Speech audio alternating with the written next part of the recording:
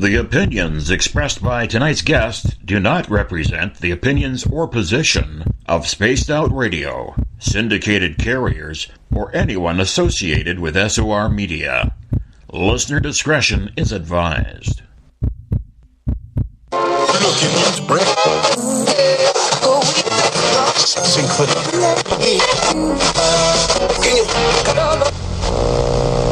Oh man, there's got to be something to listen to on this dial. This message is being broadcast by the Department of Defense of the Republic. At 2 a.m. Eastern Standard Time, multiple unidentified objects were confirmed to have entered Earth's atmosphere. It is speculated that these objects are of extraterrestrial origin. The broadcast will quiet at this time for your safety. Welcome to Spaced Out Saturdays as we light the void with Joe Root on Spaced Out Radio.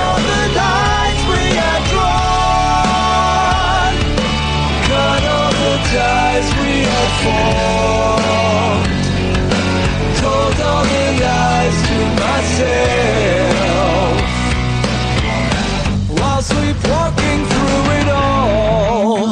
You can follow Joe on Twitter at Lighting the Void, on Facebook at Lighting the Void, and you can call into tonight's show at 501-777-5631.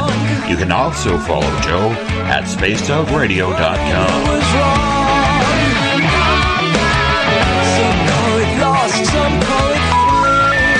sorry. Your call will not be completed as done.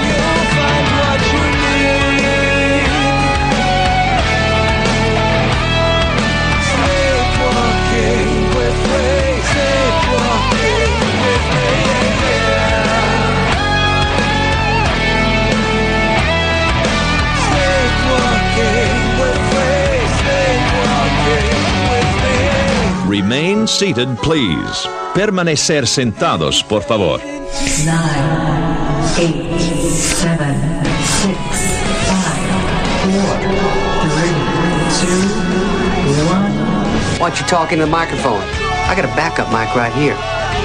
Check 1, 2. Testing, testing. Yeah, they both working, and guess what? They don't like no feedback. What's up?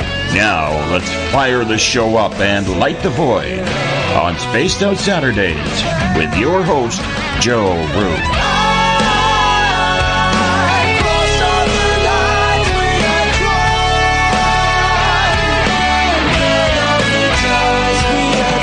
Good evening and welcome to Spaced Out Saturday.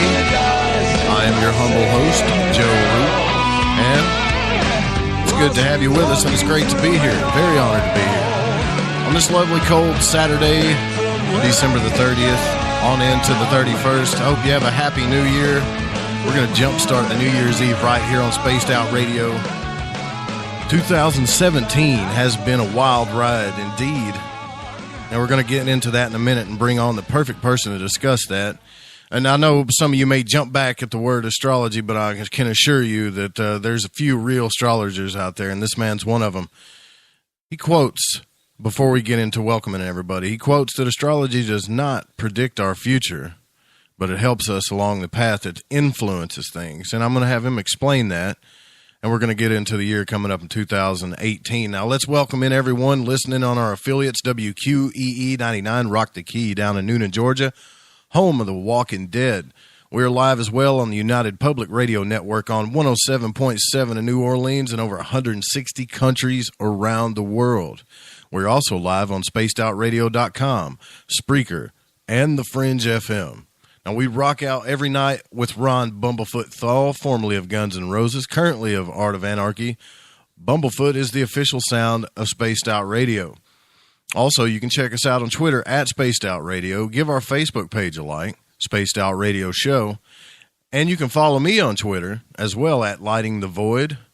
That's LIGHTINGTHEVOID, Lighting the Void. Subscribe to our new YouTube channel, Spaced Out Radio. Listen to us on iHeartRadio in the USA. Tune us in on TuneIn. Download our show from iTunes. And, of course, the website is spacedoutradio.com. It's back up and running, and it looks pretty cool, too. Go check it out. And if you go to patreon.com for as low as $1 a month, you can become a patron of Spaced Out Radio.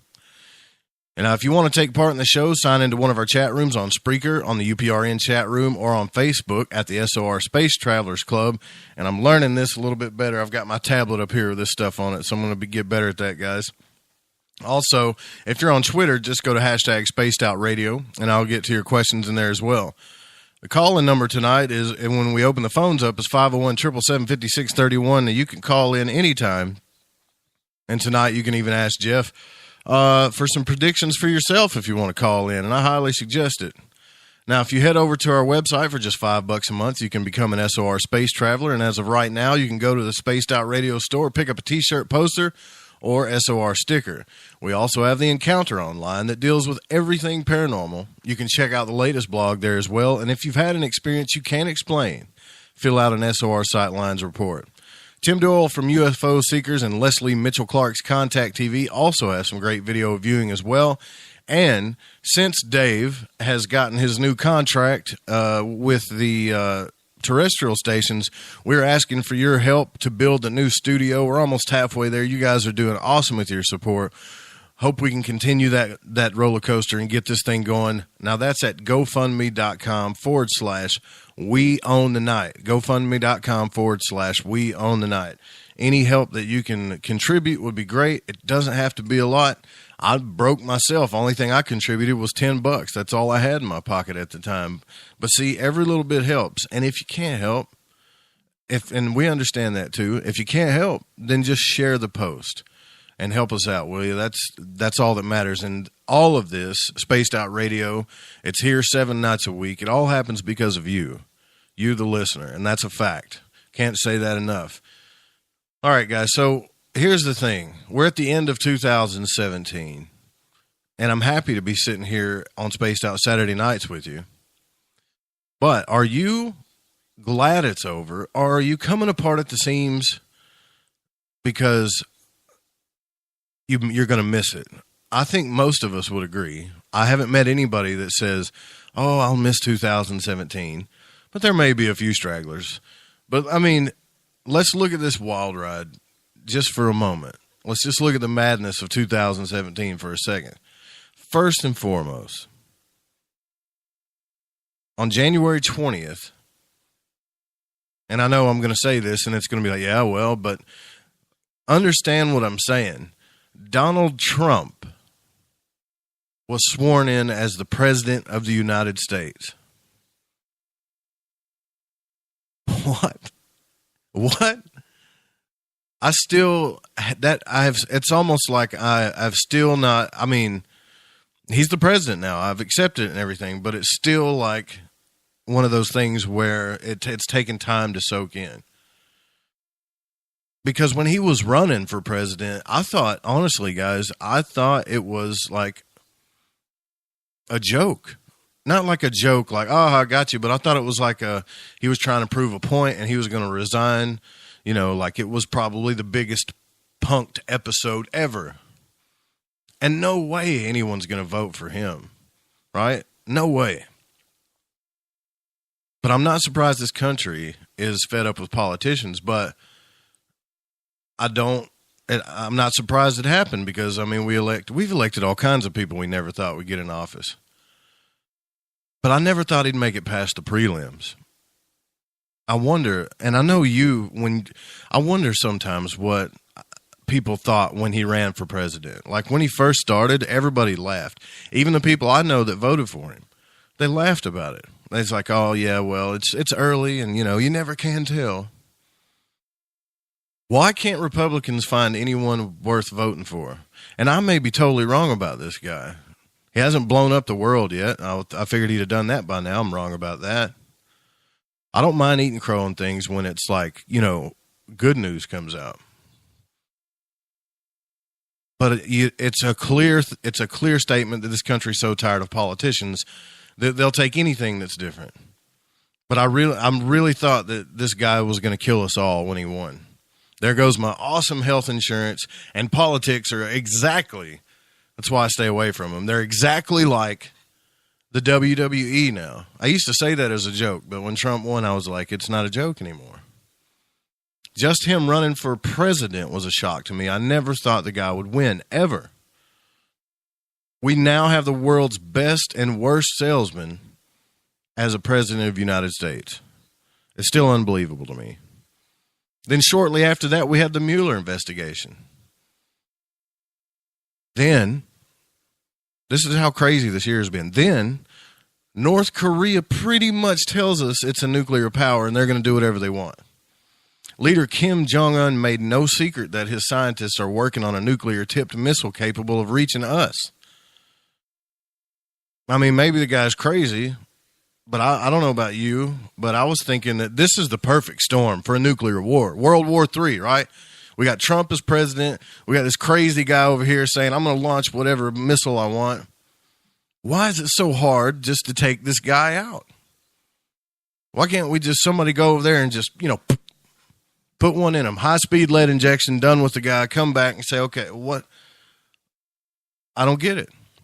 That scares me. But I was thinking for sure Trump is going to smash this guy. Still, all is quiet. It's too quiet. And that bothers me a little bit about that. I don't like nuclear weapons. Then we had the Weinstein incident, known as the hashtag #MeToo movement. Now I'm skipping around here. I'm bouncing all over the place, so bear with me. This stuff is just coming to the brain here. But in early October, there were back-to-back bombshell reports in the New York Times, and the New York revealed that this Harvey Weinstein guy allegedly lured women into hotel rooms and bars and sexually harassed or assaulted them. And some of them even described it was an open secret that everybody knew about in Hollywood. No big deal. So the cat's out of the bag on that one, right? And Hollywood, as grim as it is for a lot of us, got a lot grimmer after that. And I know you have sat in front of the screen and watched several films with that big Weinstein thing that comes up. Never thought two things about it. That big logo that comes up, No big deal, right? I mean, what else? We're crazy, man. Humans are crazy. What else? Oh, the massacre in Las Vegas. Don't even want to think about that, do you? I don't, but it happened. One of the most massive shootings we've had in the United States. And we still don't know what happened. Supposedly a lone gunman, unleashed a rapid-fire barrage of bullets down into a crowd of people watching a country concert at the Mandalay Bay Resort. Which was they say it killed 59 people and injured more than 500. The deadliest mass shooting in modern American history. And it all was blamed on a 64-year-old man named Stephen Paddock. Some guy that lived in Mesquite, Nevada. Some guy that supposedly acted alone.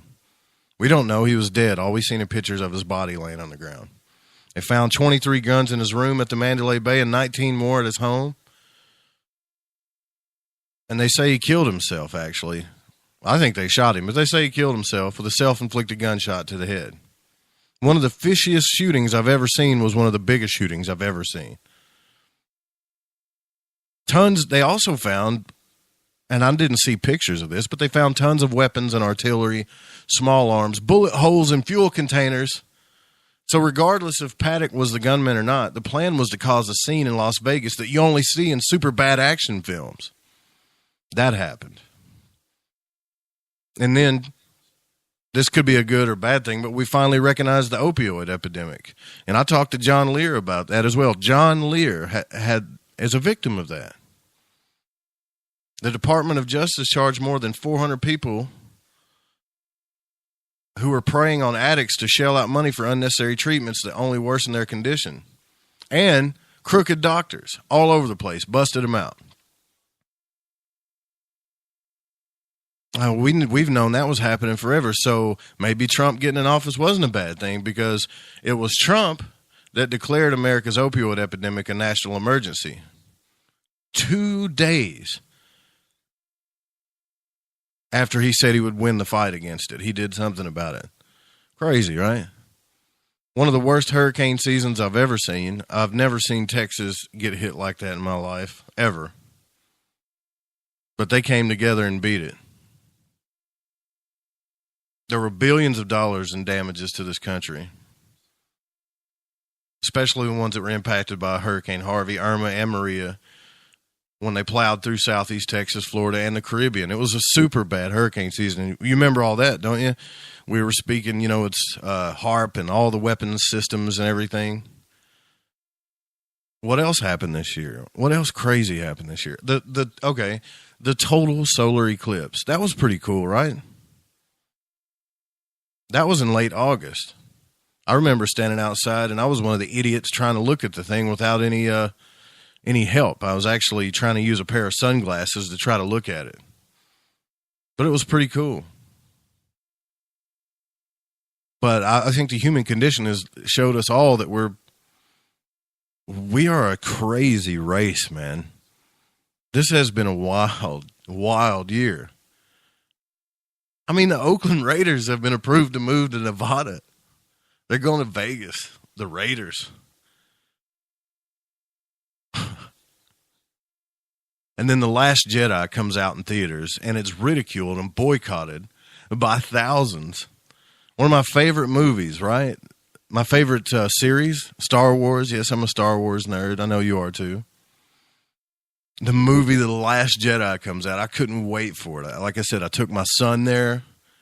We got the it was like the big DX theater. We got the recliners. I bought $26 and drink and candies, all to watch the weakest Luke Skywalker I've ever seen in my life. I'm not getting off this island. The Jedi are finished. But it was still a good movie. I'm sorry if I spoiled that for any of you guys. But it was ridiculed and boycotted by thousands across the country because Luke's character sucked. Never thought that would happen. I feel like I'm in a circus right now. I feel like 2017 was a circus. Then the wildfires, right?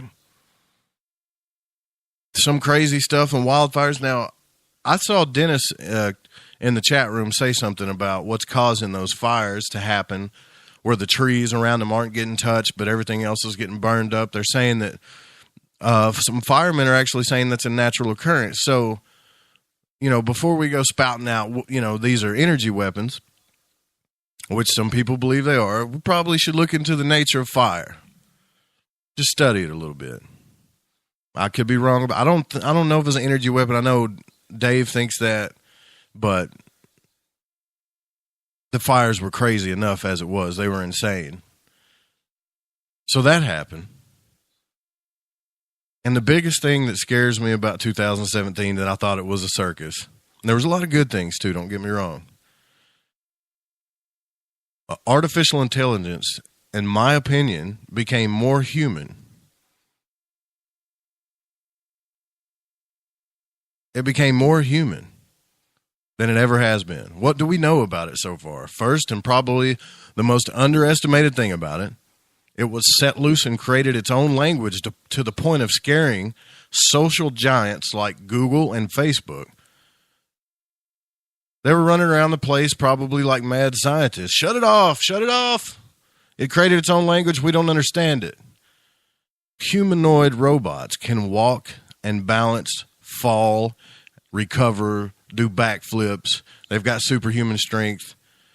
And now those little bitty quadricopters that we used to watch on videos and think they were so cool and they fly around their little formations and stuff are being studied for combative techniques in Columbia University,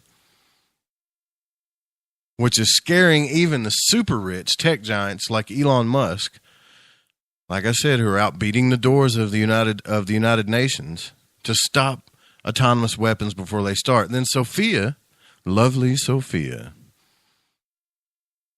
Some guys think that Sophia's the coolest thing ever. That thing scares the hell out of me. Sophia became on October 11th of 2017. Come on, man. I mean, Sophia creeps you out. Just get on YouTube and watch 4 or 5 of these videos. It's like a Chucky film. Sophia was introduced to the United States on October the 11th. The same month, she was granted citizenship, not in Egypt, but Saudi Arabia, becoming the first robot. We're talking about 2017, the circus of 2017, becoming the first robot to have a nationally and simultaneously raised. And I'm sorry, she became the first robot to have a nationality, not nationally, but have a nationality. And she raised a lot of people's eyebrows. I can't even read my own writing here. And even more questions came out about robots. And it was also ironic that the robot was granted rights in a country where only women were just recently allowed to drive. This thing can imitate facial expressions and emotions. Not saying it has emotions. But it's like, you know, those chat bots. We've been fueling these things for years with all of their little games and stuff on our apps. Sophia, do you guys watch Jimmy Fallon, right? Do you watch Jimmy Fallon? Sophia beat Jimmy Fallon at rock, paper, scissors. Well, I think I saw somebody in the chat room saying that our artificial intelligence has the intelligence of a dog or something. My dog can't play rock, paper, scissors. And if it did, it sure wouldn't beat me. You know? So it's scary to me. Then after Trump, Vegas, the wildfires, the hurricanes, Black Lives Matter, Wonder Woman, The Last Jedi, Weinstein, the eclipse, I can go on and on. But at the very end of all of this, something happened that all of us thought it would never happen. We preached about it, we screamed about it, we yelled about it. Never in our lifetimes. We get a sneak peek, a very cracked sneak peek of disclosure. A leak in the government.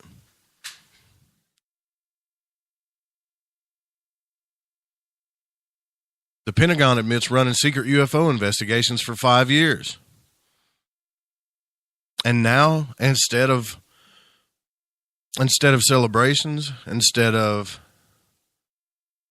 I wanted to celebrate, I did, but this is not what I thought would happen. If we ever got disclosure, this is not what I thought would happen. Our group, our community, all of us that believe in UFOs, the paranormal. Yeah, Nibiru, right, Dennis? Don't forget about Nibiru. How could I have missed that? That was crazy of me to even miss that. Nibiru is a big one, too. It's like this year was a circus. But I think the thing that bothers me the most right now at this moment, after the Pentagon admits running secret UFO investigations for 5 years, which is a small lie. We know they've been doing it for a lot longer than that. Our group, our chat rooms, our forums, our radio shows, even our hosts are polarized like never before. Few of us are looking at this from both sides. Some of us are being asked to pick a side. I see Tom DeLonge worship. Literally. I've seen it. I couldn't believe it. None of us have ever trusted the government, but now they're asking us to a little bit about the one thing that we hold sacred. The one thing that keeps us going every day. Disclosure.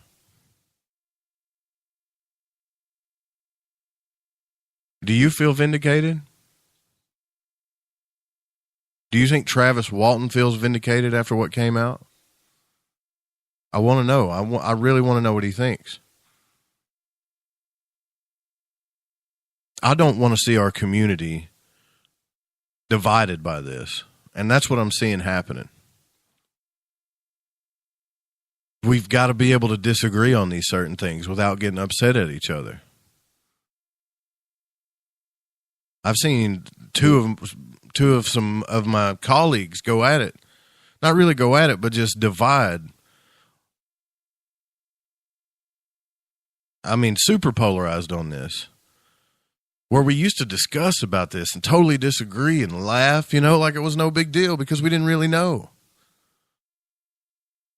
And now people are being called trolls because they don't want to believe it. Other people, when they question things, some people are afraid to question. Some people are stepping out. There's obviously some disinfo going on about it a little bit, I'm sure. Sorry, I got to get a drink of coffee here. My mouth is dry. But We finally got what we wanted after the circus of 2017. We've gotten what we wanted a little bit. Just a little bit. Let's not get polarized on this. You know, I'm not telling you to go out and be happy and jump for joy and say it's the biggest thing that ever happened and worship Tom DeLonge and think that he's the next big star. But I'm saying consider it. Maybe. Well, let's keep talking amongst each other. I don't credit Tom DeLonge with this. I credit you with this. You, the listener, our community. This pressure came from us, guys. It came from us. This would have never happened. Let's say none of us existed. We don't listen to late night talk paranormal radio. We don't do this. We don't do any of this, right?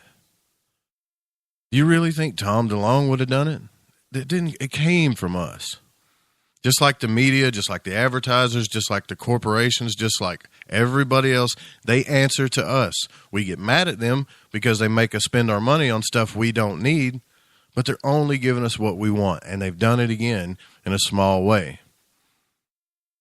That's what you should be celebrating about. They had to do that because of us. There's so many people trying to claim this. You guys saw it like I did when it came out. Man, everybody jumped on the radio. I mean, granted, I would have done it too, but I was in the woods chasing Sasquatch. Everybody wanted to put their stamp on this thing. But it was the community that did it. Years and years and years of videos and radio shows and all of everything. They had to answer for it. Sometimes I wonder if I do wonder about 2018, what's going to come next. I wonder if we're about to see something that they're preparing us for. That if we wouldn't have had the soft disclosure, it would cause chaos. I'm ready to see an alien body. I'm ready to see the truth about Roswell. Now, if they divide us, folks, we can't apply that pressure anymore. Because somebody's birthday in there. If it's somebody's birthday, I want to wish him a happy birthday. Find out if it's his birthday. But I think that we just got to be careful that we don't become divided. That's all I'm saying. That's my biggest point about this whole thing. Happy birthday, Kevin. Even if it's late, happy birthday, brother. Man, we can apply this pressure even more. With all the disinfo, with all the craziness going on, with all the conspiracies, please, I really hate polarization. I hate it. It's one of the reasons why I got on internet radio, because I couldn't talk to people that couldn't look at both sides of the coin. Don't let this DeLonge thing divide us. I'll tell you right now, there's radio show hosts out there that I don't agree with, but I still listen to their shows. I still hang out with the people in the chat room because I want to keep applying the pressure. I want this, man, more than anything. Yeah, the HUD video display, there's some fishy things about it. I sat up for 3 hours and watched HUD videos. 3 straight hours watching F-16, F-18 HUD videos. Look, it's not about the video. It's really not. But anyways, so with all that being said, you know that I believe in the esoteric. You know that I think that it's all attached, all of it. And, you know, I believe in astrology, but I believe in it. It's probably not the same as you think, not the stuff that you read in the paper. John Anthony West wrote a book called A Case for Astrology, or the forces in our universe, the planets, everything that's moving around has actual purpose and influence. And I'm trying to get Jeff Harman on the line right now because he's one of the best out there. There is nobody better to discuss this. I may have to call him on the phone. But you guys know as well as I do that that something's trying to divide us. Is all I'm saying. I don't want to be divided. Let me try him again. I hate having to call people halfway during the show, but I don't want to be divided. By the way, when we do get him on here, I think some of you should call in and ask him, you know, about yourself. If you got any questions or any predictions or anything that you want to ask. I mean, this guy comes from a generation of astrologers. I know his mother was a good astrologer.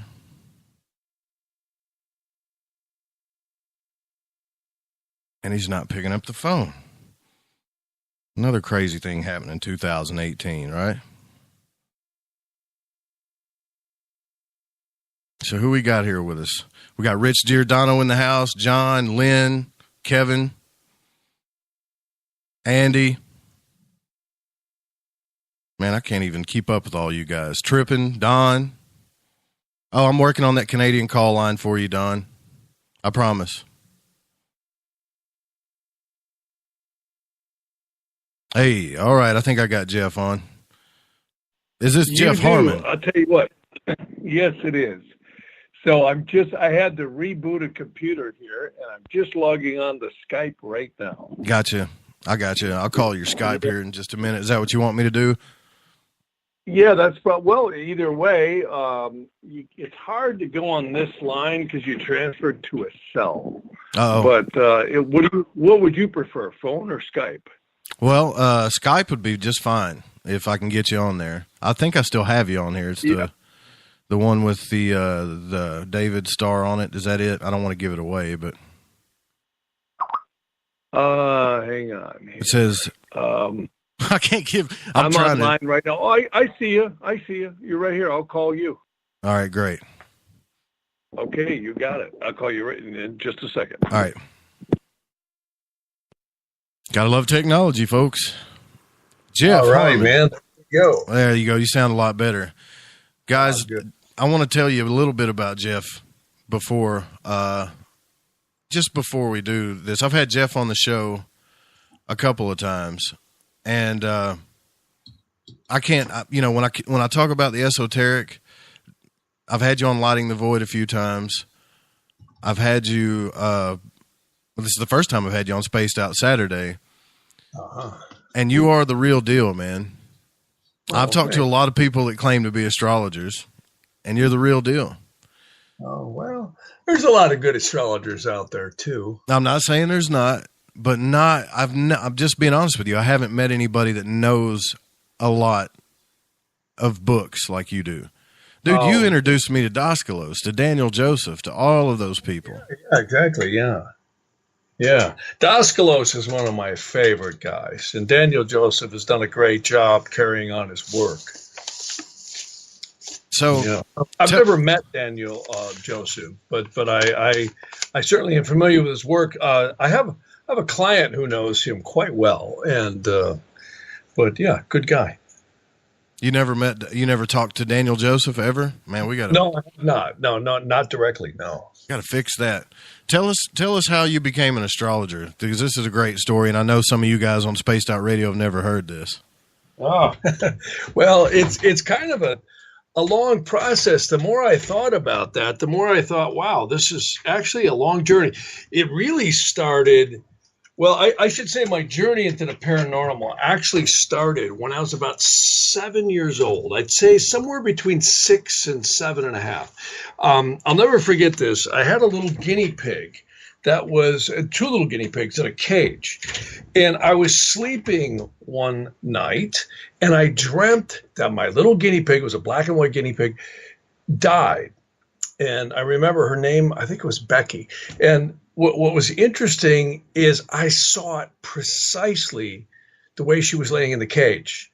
And all of a sudden, boom, I woke up and I ran downstairs. And sure enough, there was a guinea pig laying exactly like I had just seen. And of course, being a little kid like I was, I was all upset. And my mom, my dad, we gave it a good burial and all that. And I told my mom about that. And she says, "You astral projected." And, being a little kid, I said, "Oh, what's that?" And she explained it to me. I thought, wow, that's really cool. And then as time went on,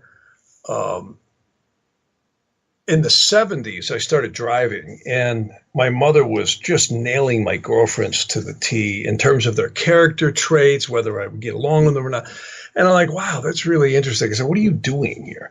And she says, oh, I'm doing their charts. And then I'm also looking at, questions. And I said, come on, astrology doesn't have any validity, does it? I said, how can the planets affect us here? So I started checking it out. And the more I did, the more I went, oh my God, there's really something to this. It's way beyond chance. And then by the time the late 70s came around, we thought we were pretty cool. And we had the Commodore 64, and then we had the 128. I don't know if you remember those, but that was like, we're talking, 128, kilobytes, not megabytes. Right. Yeah. You got more memory right now in the cheapest cell phone than those computers would have if you have those in flip phones now, actually. Oh God, yeah. So what was cool is, I actually started astrology BC before computers, so it helped me a lot, I think, to appreciate what's really going on with all the math and the computer programs. But that's how I got into it. And then what happened is I just really had a blessing with a lot of amazing people. In fact, I was telling my wife today, I was hired by this religious organization in the late 70s, early 80s. I had started a studio, and what was great is I had to film and record this amazing diversity of people.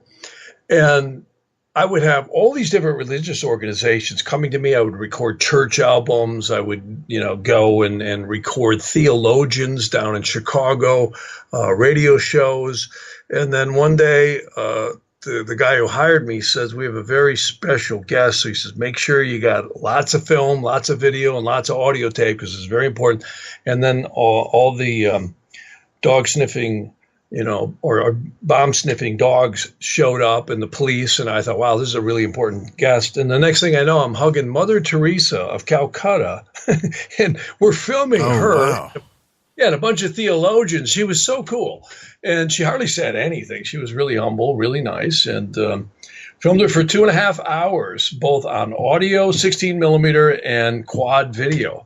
And of course, I wasn't the only one. There was cable TV companies. She had just won the Nobel Peace Prize just shortly before that. So that was really cool. And I just really had a blessing of being exposed to a huge diversity of religions, not only in Christianity, but rabbinical stuff, Hindu stuff, Kabbalistic stuff. It was really diverse, and a lot of stuff exposed, with secret societies and various things, that some was good and some wasn't, but very, very, interesting. And I have to say that it has to be some kind of a karmic blessing in some way.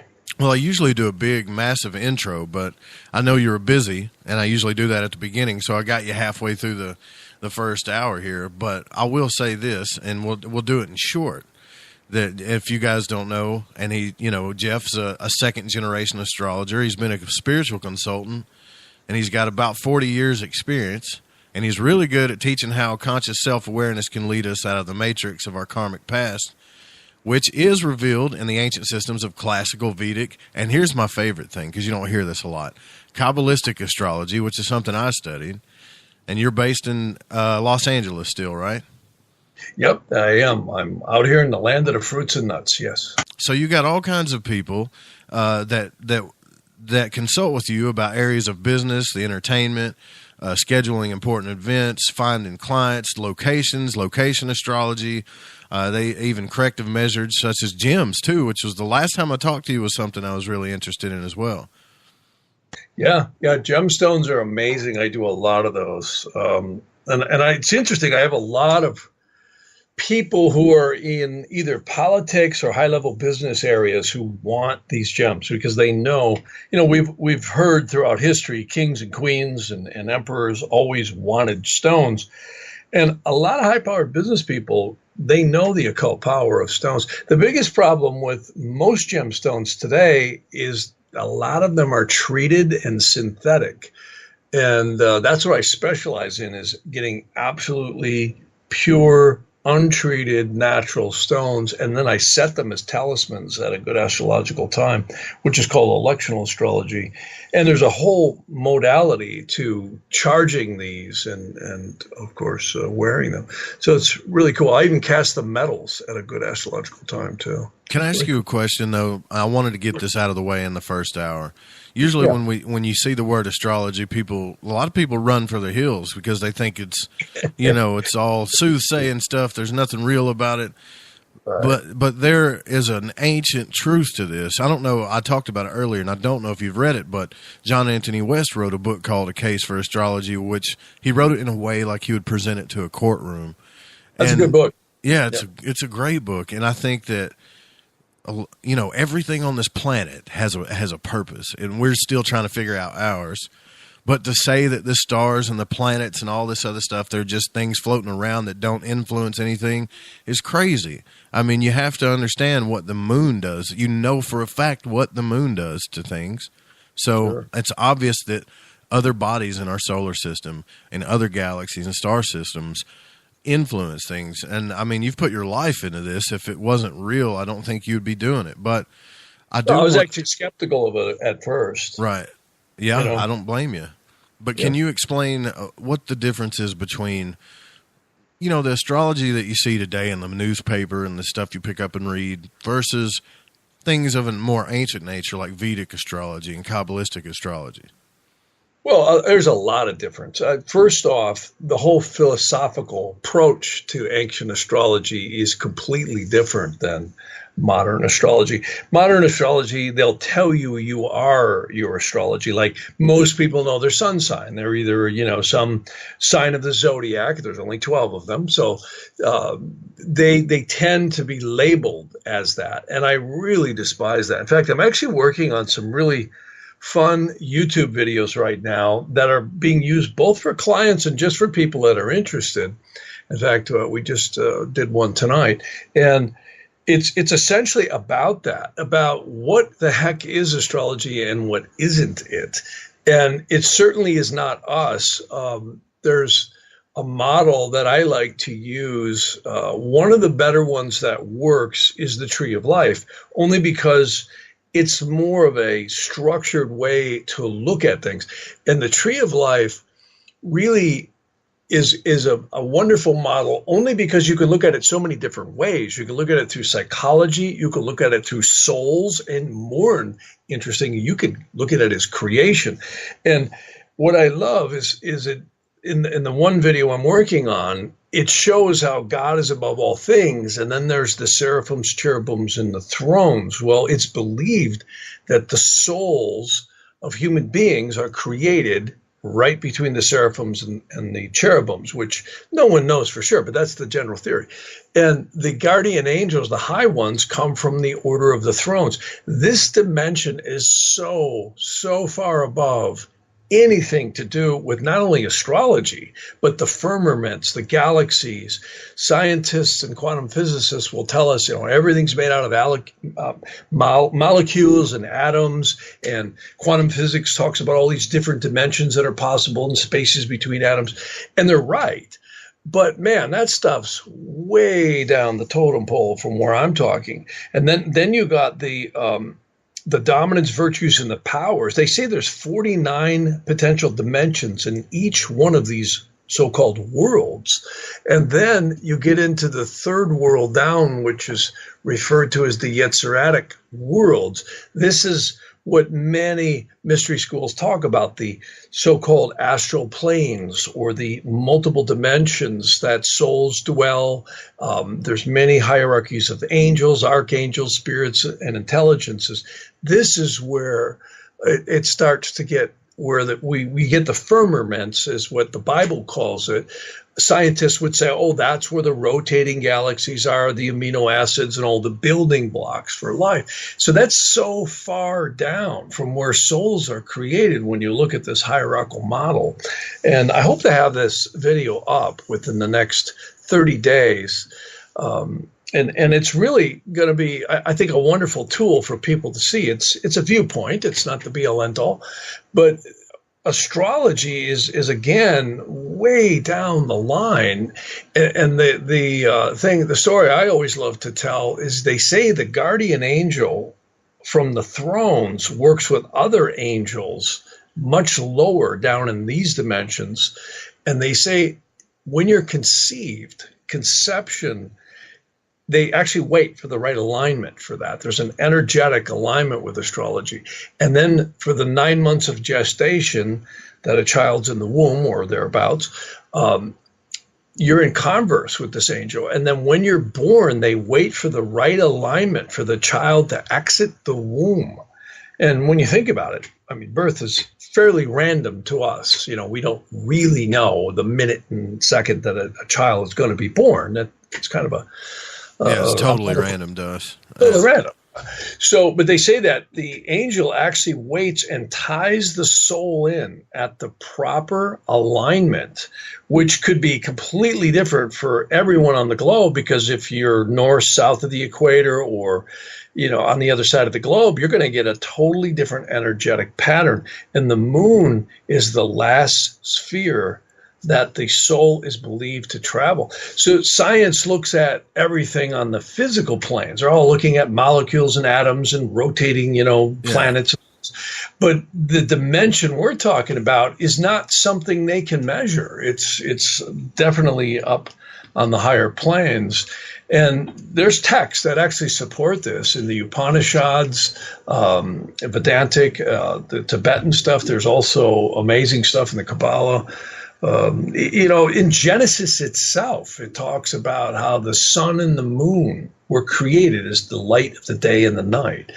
And if you go into ancient astrology, it's so rich you'll never figure it out. It's all, in fact, astrology was believed to come from the archangel Ratziel that was sent by God down to Adam and Eve when they were cast out of the Garden of Eden. Not Raphael, Ratziel. Oh, that's different. Okay. Right. Raphael's the archangel. Well, one of the terms of Raphael is he's the archangel of air, but Ratziel, it's R-A, it's in Hebrew, it's Resh, Aleph, and then Zadok. Okay. And that means wisdom. It's the archangel of wisdom. It's actually in the tree of life, the Sephiroth of Hokmah, which means wisdom. And that angel, actually, there's a text. You can find it. Anybody can find it. It's on the internet. It's called the Sefer, which means book, Ratziel, which means the book of the Archangel Ratziel. There's been many translations. Well, I shouldn't say many, but there's been a few translations in English that I don't think do it justice to the older versions in Hebrew. And you have to really be a scholar to figure it out. I have probed into that and was working with some really good scholars, but astounding stuff, very sacred stuff.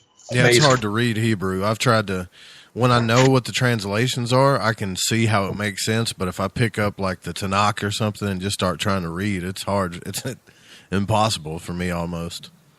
Yeah, and when you get into the older stuff, there was no vowel sounds. A lot of the stuff today is annotated with vowels, where the older stuff wasn't. And you go farther back, and it gets harder and harder to interpret. And then the other secrets to that stuff, which I find exceedingly fascinating, is the ciphers. Ciphers are the codes that are encrypted into this stuff. And you can't make this stuff up. There's 22 ciphers in the standard ciphers of Hebrew. And then there's the Ak Beaker. It's called the Chambers of Nine. And there's all kinds of secret codes. The Rosicrucians, later came on and added or deciphered other codes. There's the Knights Templar. There's the Kabbalists. Rabbi Abulafia was one that was astounding in that stuff. But you can't make this stuff up. There's a text called Tehillim, which is the Psalms. Yeah. And I love this story because our fine bearded men who were part of the Nicene councils, which I think it suits somewhere between the 3rd and 8th century. It was quite a long time. They were the nice guys who were murdering each other to decide what Christians would believe for the next 1,500 years.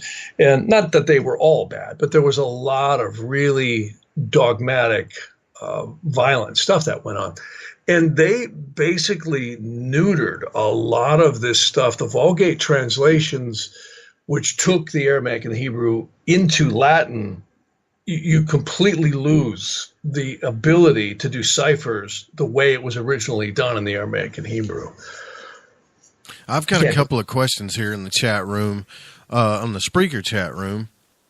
When you were talking about the timing of babies being born, what about like C-sections or induced labor and stuff? Do they still time that, or should we do that? Or Well, I mean, I'm not here to tell anybody what to do, and a lot of times medicine saves women and children. There's how many women have died from giving birth in ancient times, even today. Right.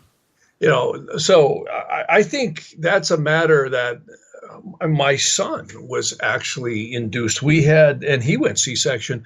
My wife, we actually conceived him at a good astrological time. And I'll never forget that. It was amazing. And she said to me, I have to induce because the baby's not coming. And I said, well, this is great. I picked a good day for her to go in. I says, if you can have him within this window, it'll be a really good time. And she did. She went in within that window. And then we found during that window, she had to actually have C-section because the baby was too large to really come out. And it was perfect. I always like to tell this story. I was holding her hand, and they had given her the epidural, and the doctor was opening her up, and I actually could see around the tent. And so I was sitting up kind of high on a stool. And the minute they opened her up and started to take the sac out, I literally, now not in the physical sense, but on the astral sense, I saw two lights come in. I just saw it illuminate, and boom, he cried right when they took him out and cut the umbilical cord. It was instant. And it did. They say the angel ties the soul to the body upon first breath. And the breath in Aramaic and Hebrew is called Rosh. It's called that in other languages. Rosh means spirit. And it's interesting, when we die, what stops? Not only the heart, but the breath. They say the breath is very connected to the spirit vacating the body. And my grandmother said that right before she died, Jeff. And when she told me that, I thought about what you said. She said that she wasn't. I asked her before, because she had cancer, and I asked her. I said, "Are you afraid to die, Grandma?" You know, because she was like my mother. It was really hard for me, you know, because I didn't have a mom growing up. And she just looked at me. She said, "I'm not afraid anymore. I know what my spirit is." And I said, "Well, what is it?" You know, I was so curious because that's my nature. And she said, "It's your breath." And I was like, "What?" And she goes, "That's all I know. It has something to do with my breath." Wow. And she wasn't, I don't know what told her that, man, because I never seen her in a book or anything. You know, maybe the spirit talked to her or something, you know, before she passed. Sure. Maybe. I mean, one thing I can tell you is we don't know much. I'm always humbled at how little you can study and study and study. But when you really step back and be honest with yourself, we know so little. The human mind thinks in three-dimensional, five-sense constructs. We're not smart enough to figure all this stuff out. Never going to happen. I hate it when you say that, Jeff. I want to figure this stuff out, man. I really do. I can't help it. Well, I think that's healthy to want to know knowledge, but I think that parallels the wisdom that many of the great saints and prophets have always said, that, you know, the beginning of true wisdom is to realize that we aren't smart enough to figure it out. And a lot of people have prefaced that as the fear or awe of God and creation. And I have to say, it really gets that way. You know, when you talk to a really advanced scientist, they come to those conclusions too. Yeah. We're about to come up on our first break here. This show goes by really fast. But before we do that, I wanted to ask you, just so we can get this point across, does astrology predict our future? No, I don't think it predicts it. I think it influences it. That's a great question, because that's one of the things I'm addressing in some of these upcoming little videos I'm doing. A lot of people think, you know, it's always had this parlor, you know, crystal ball kind of predicting the future, somebody with a turban. It's anything but that in the ancient worlds. They knew that there's cycles that influence the soul. If your soul is created literally hundreds of dimensions above anything physical, meaning the galaxies, the three-dimensional 5 sense worlds, and all the building blocks of atomic structure, how in the heck could that structure be you? Right. We're here having a physical. I personally think this all was created for souls to come here. One of my favorite texts that I love to study, there's a couple of them. One's called the Share Hagilgam, which means the cycling of souls. It literally reflects that we are here purifying and rectifying the soul, and the astrology is the influence of the cycles upon that.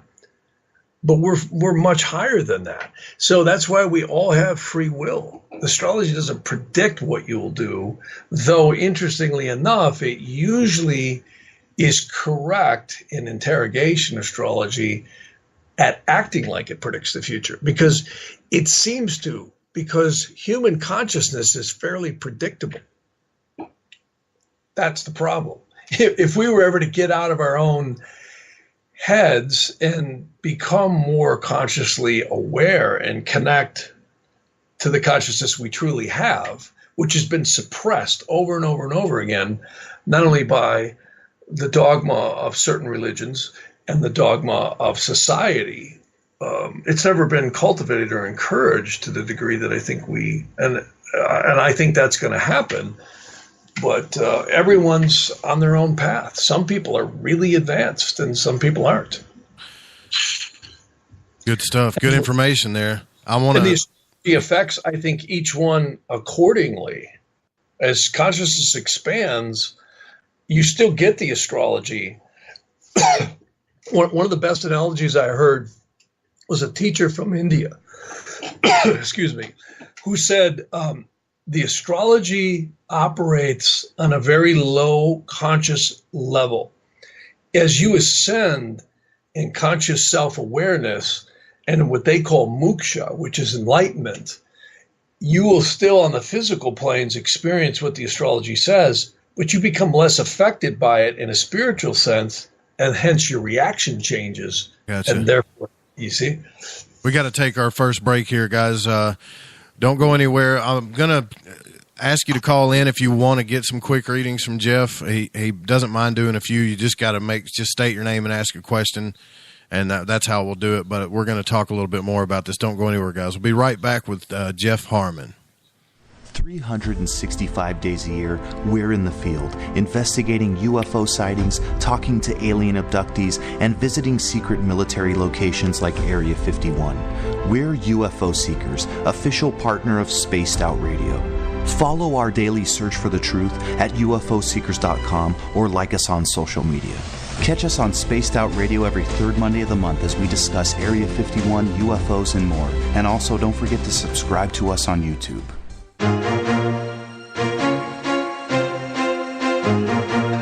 From coast to coast to coast, Blacklight Uncharted is taking on the paranormal across Canada. From ghostly hauntings to the UFOs flying above in conjunction with MUFON Canada, we're closely investigating what's going on in the northern skies and checking out the apparitions that walk among us. Check out our videos right here at spacedoutradio.com. We want to know your thoughts, we want to hear your experiences, and we want you to share your stories. The answers are out there, and we intend to find them. Would you like to become one of our space travelers? All you have to do is click on the Space Travelers icon at spacedoutradio.com. For only $5 a month, you can get access to some great prizes, as well as private monthly shows, newsletters, and a members-only section on our website. Become a space traveler today. It's paranormal news at its finest. Welcome to The Encounter. At spaceoutradio.com, The Encounter online is SOR's trusted news source for everything weird and strange going on around the world.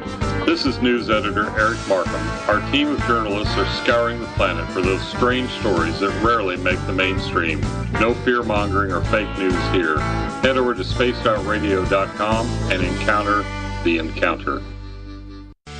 Want to learn more about aliens, cover-ups, conspiracies, cryptids, and the paranormal? All you have to do is tune in S4 as we take over Spaced Out Radio Night, starting at midnight Pacific, 3 a.m. Eastern, each and every Saturday night, right after Spaced Out Saturdays. Hi there. This is Eric Cooper from Forest Moon Paranormal. Join me, Corey Ruiz, and friends as we discuss the hot topics of the night. It's fun, entertaining, and as dark as the night. Find us at spacedoutradio.com.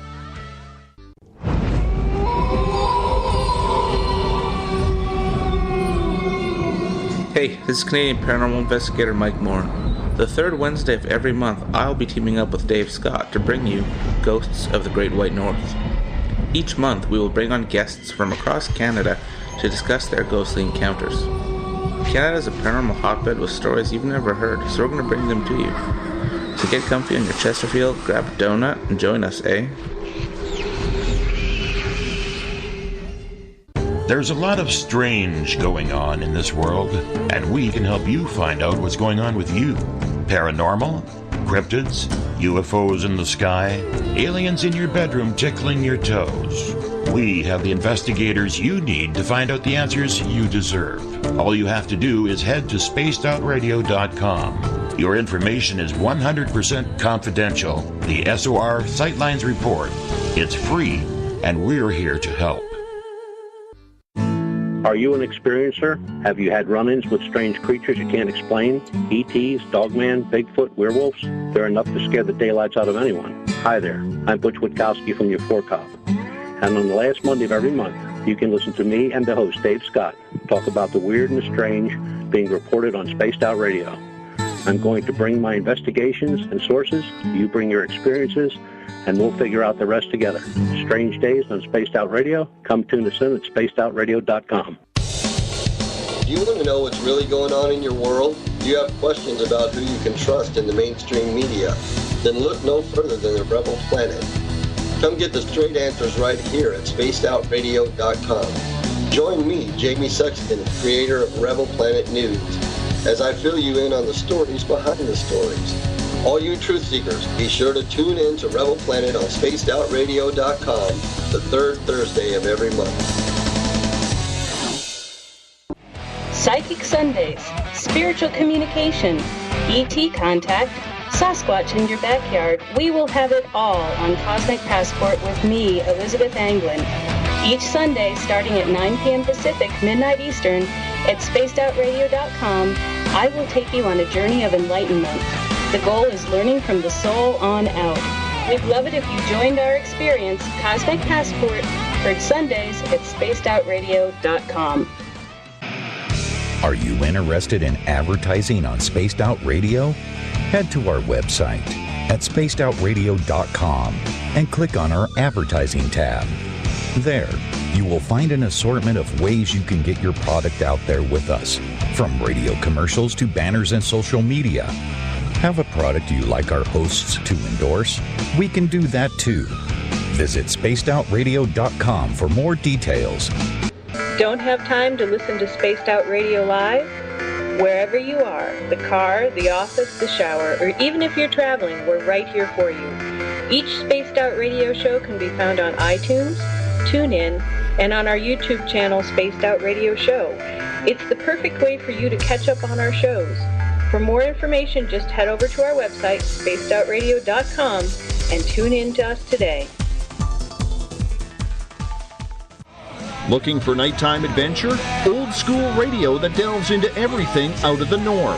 Then check us out at Spaced Out Radio. This is Dave Scott. Every Monday through Friday, starting at 9 p.m. Pacific, midnight Eastern, we're going to take you on a wild ride ranging from conspiracies to true crime and every ghost, alien, and Sasquatch story in between. We're always live, and we're always interactive with you. So join us at spacedoutradio.com, where together, we own the night. The opinions expressed by tonight's guest do not represent the opinions or position of Spaced Out Radio, syndicated carriers, or anyone associated with SOR Media. Listener discretion is advised. This is Spaced Out Saturdays with host Joe Rube. You can follow Joe on Twitter at Lighting the Void. And if you want to call into tonight's show, dial 501-777-5631. Our website is spacedoutradio.com. Now, from the deep south of Arkansas, here is Spaced Out Saturday host Joe Roop.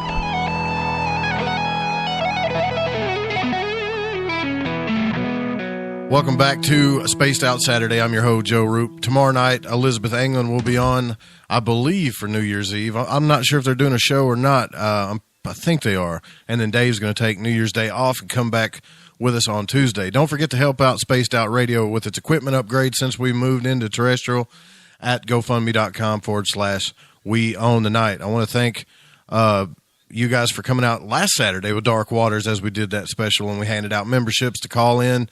And also, you guys can call in. If you got any questions for Jeff, just state your name, ask him a question. The number is 501-777-5631. Jeff Harman, astrologer, who's been on several radio shows. Really, is this your first time to be on Spaced Out Radio, though, Jeff? I don't know. I get so many of them. I don't even know, because Camille, my wife, arranges them. I just do them. She's a movie star now, isn't she? Yeah. Cool. Yeah. Yeah, but you've been on a ton of radio shows. You do like one round a year. I got to tell you, I'm going to be honest with you. I got a playlist on, and I don't know if I've made it public or private, but I've got a playlist of all your shows. It's just called Harmon on YouTube, and it's got a ton of them. It could be, yeah. Yeah, it's been a long time. I've been doing this for a long, long time, yeah. But did 2017 turn out to be the way you... I know it did. I know the election did, because I remember when you predicted Hillary's downfall and Trump's win, and I even had my doubts about that when you said that. But did all of this other crazy stuff that we happened with the weather? Did the charts show all that? Oh my God, it did. It really did. It's been cuckoo for Cocoa Puffs, as a expression I always like to use. Yeah, I mean, when you look at recapping, Trump winning, you got Brexit, you got so many, the hurricanes off the chart, the most expensive hurricanes in U.S. history, the California fires, the largest ones ever, the Las Vegas shooting was insane.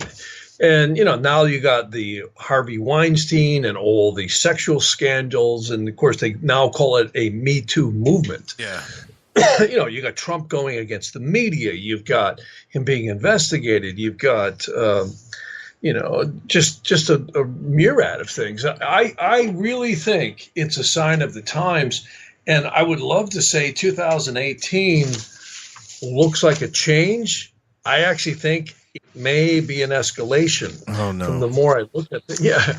And I mean, look at the weather patterns even right now. It's pretty off the charts when you look at how intense the cold spells are in the weather. I mean, we always get cold spells. This is really unprecedented. It's bad, man. And I was outside today making my pain face, where you squidge your face when you're walking around with your shoulders up. Yeah, I hate that.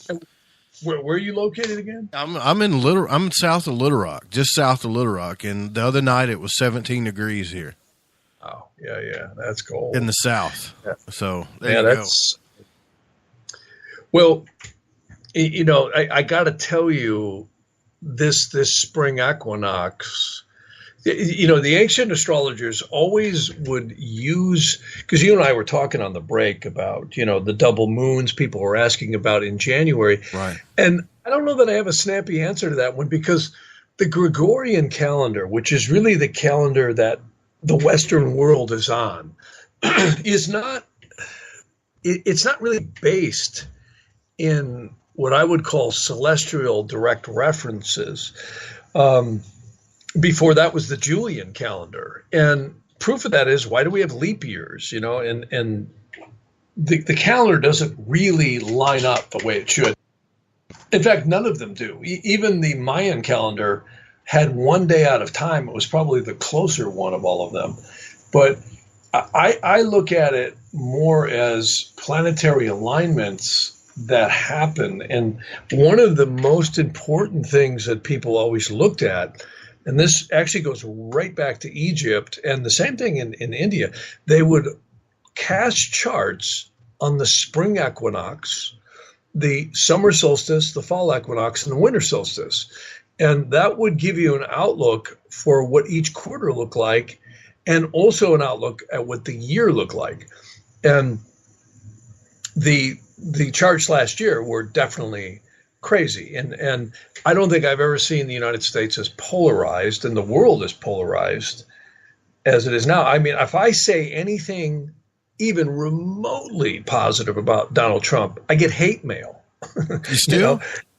Oh, God. I mean, I've never seen anything like it. I have a joke here in California. If you say anything positive about Trump, a swarm of Priuses will surround me and beat me with hemp clubs, and then they'll all say, namaste, and drive away.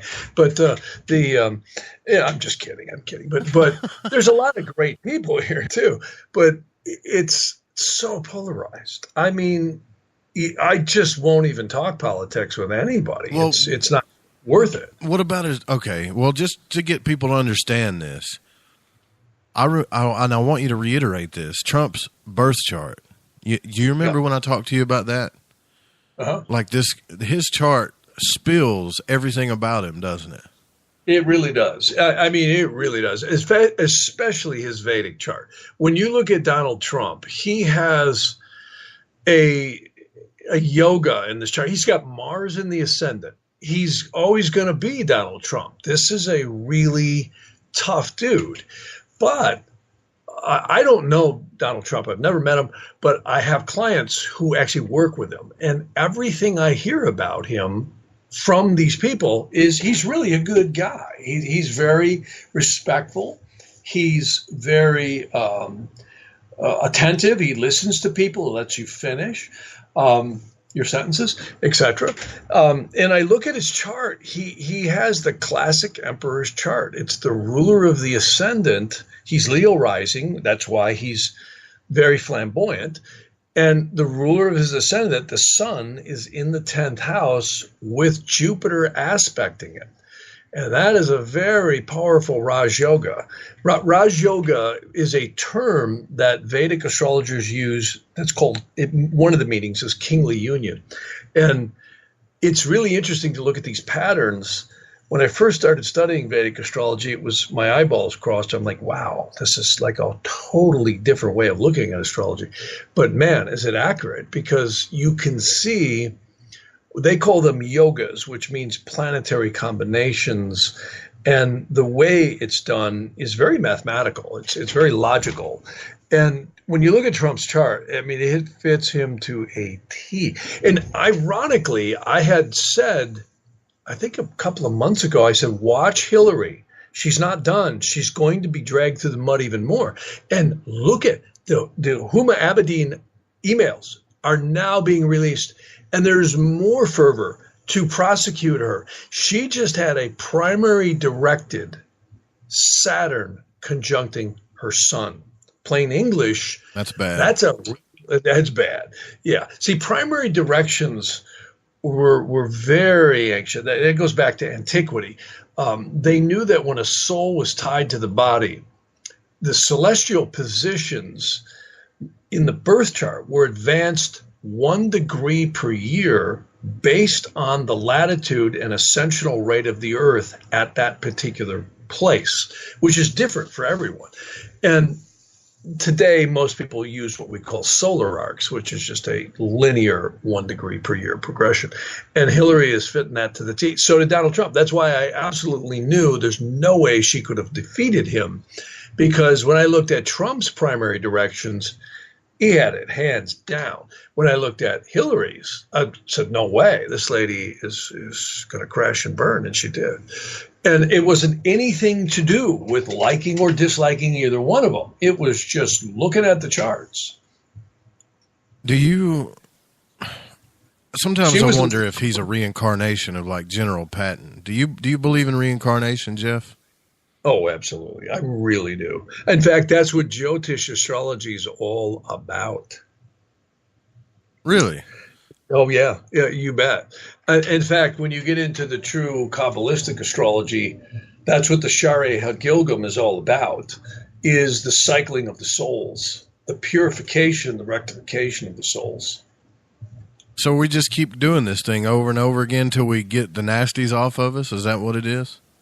Well, that may be part of it. I can't say definitively. I mean, only God and the angels would truly know. But my opinion at this juncture is each person is going to react differently to an incarnation, and dependent upon the conscious self-awareness that's developed in that incarnation, I think that's directly correlatable to where you go and when you come back and when you don't.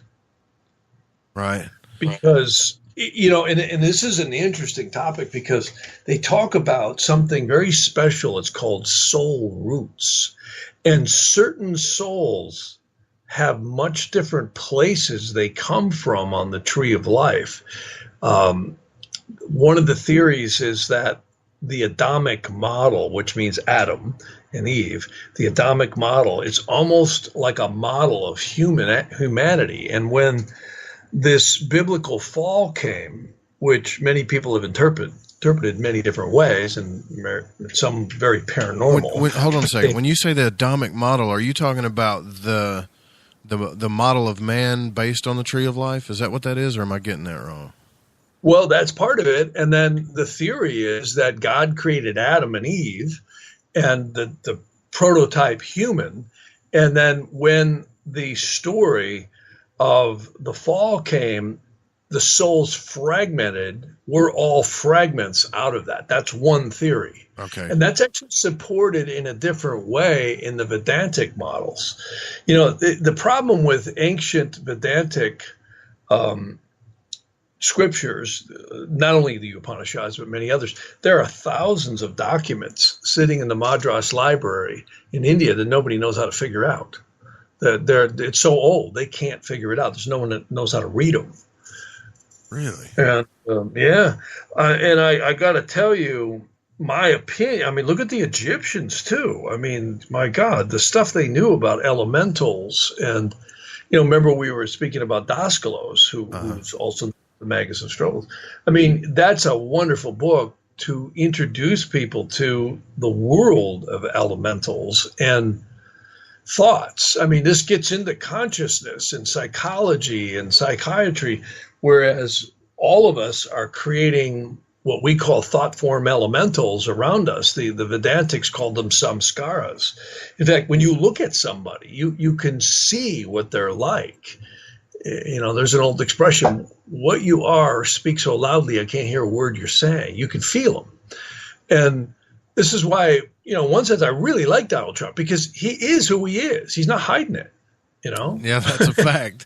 I mean, all you got to do is watch his Twitter feed and it lights up with all of Trump. He's who he is. And well, he's stirring the pot. You know, Tobias Lars told me that on Lighting the Void. He likes him too because he's stirring the pot, you know? He is. He really is. And I'll get hell for saying this, but I personally think he's going to end up being probably one of the most potent leaders we've ever had in modern times. I really do. And I got to tell you, he's in a little danger right now because he's got a primary directed Uranus conjuncting Mars, which primary directions can only happen once in a lifetime. Like when Trump won the presidency, his primary directed sun crossed his ascendant. I mean, that's huge. Yeah. Isn't that like revolutions and revolutions in consciousness or something? Or I might be thinking Pluto. I don't know. Or evolutions of consciousness. When the Lord of the Ascendant crosses the Ascendant, that is pretty rare. Some folks will never live for that. I mean, primary directions are a study of and by themselves because no two people will ever have the same situations.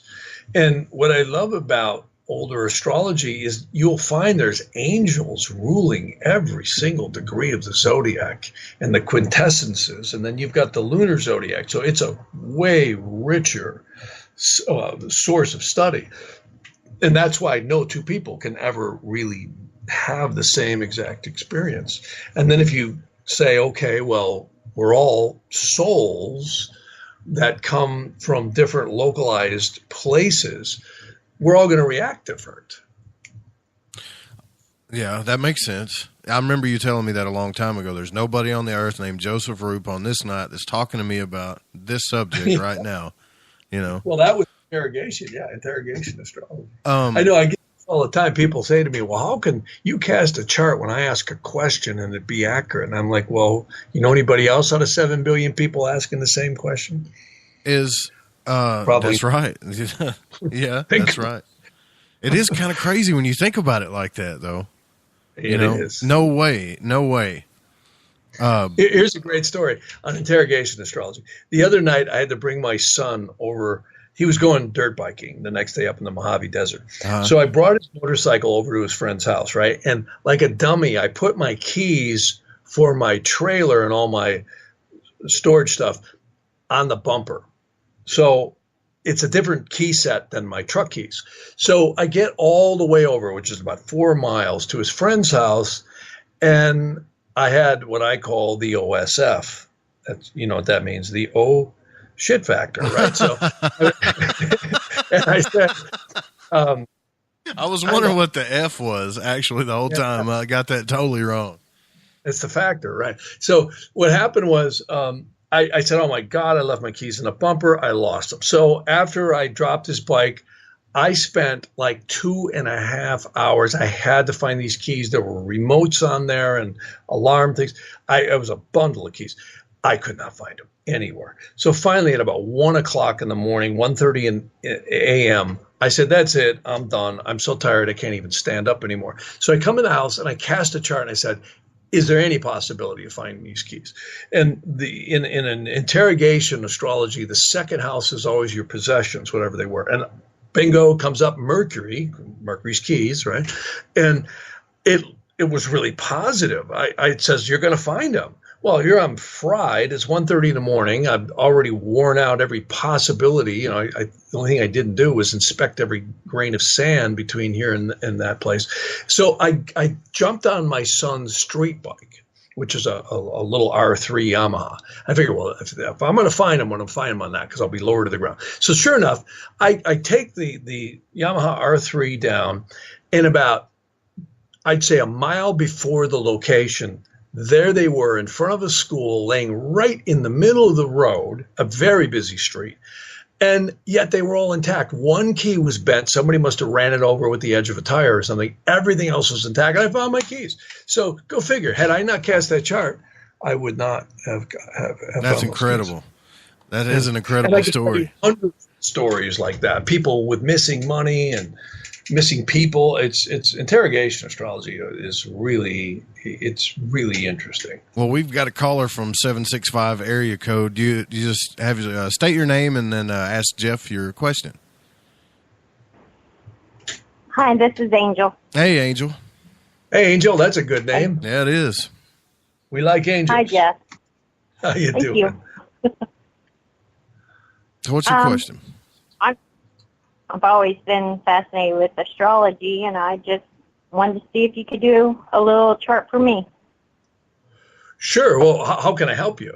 I mean, yeah, it's got to be like a specific question. Okay. If you can. If it's possible. Yeah. Or if you don't have one, look for me. What? She wants to know 2018, that's kind of broad. What did you say again? Your second statement there, Jeff? Well, the other possibilities, if you know your birth data, I could enter you in and just quickly look. That's kind of detailed, but I can do it. Sure. Hey, Angel, do you want to know what 2018 looks like for you? Yeah, I mean, it shows you're going to change friends. 2018 shows you're going to change friends. You just did interrogation astrology right then, right? Yeah, I am. I just cast a chart, and her signifactor, the rising sign, not her rising sign, but the rising sign at the time she's asking me this question is opposed by the Lord of the 11th, which is friends, groups, and organizations. So that means you're going to be making changes, finding some new friends. Oh. And that's a good thing. There you go. Do you need some new friends, Angel? Absolutely. Can't have enough of them. Thanks for calling in. That was awesome. Thanks, Joe. Thanks, Jeff. Bye-bye. Whoever was calling in after her, you just got to keep trying. I only got one line, but yeah, that interrogation astrology is pretty neat because you just cast it on the spot right there, huh? That's it. Is it That's- better if they give you a birth date, or is it just name and question? Well, it's a different method. You know, when I do readings, I actually spend a lot of time before I get on the phone. I have a whole page of notes. I actually have a form that I fill out. I look at location astrology because a lot of people aren't born in the same location that they don't live in the same location they were born in. Secondly, I look at Vedic astrology, which is a whole nother world. And then I look at cycles, transits, and progressions and directions up against the birth chart, which is a whole nother viewpoint. So there's a lot of ways to look at astrology. And that is, of course, analyzing your location you live in, and you've got that inherent energy, plus you have progressions and transits over that, and then you have transits and progressions over your birth chart as well. And then you've also got always the cycles of Vedic astrology. So I'm not going to figure all this stuff out in the next 4 weeks, am I, Jeff? Gosh. What do you mean? What do you mean? I want to be I'll talk to you about it later. I've been studying this stuff since I first met you. 484 area code. You're on the air with Jeff Harman. Hello, this is Christopher from Allentown. Hey, Christopher, you got a question for Jeff? Yes. I have the same sign as Trump as it's my ascending sign, Gemini. I'm curious, will this PD affect every other air sign also? Well, will you say PD to mean the primary direction? Yeah, because I'm Aquarius, and I have an air sign for ascending. Well, see, Donald Trump is actually Leo rising in what we call Jyotish or sidereal astrology. But when you look at him in tropical astrology, I have him as Virgo rising. So, you know, if you're Gemini rising, you're going by sun sign. You're saying Gemini sun, right? So I see what you're saying. Yeah.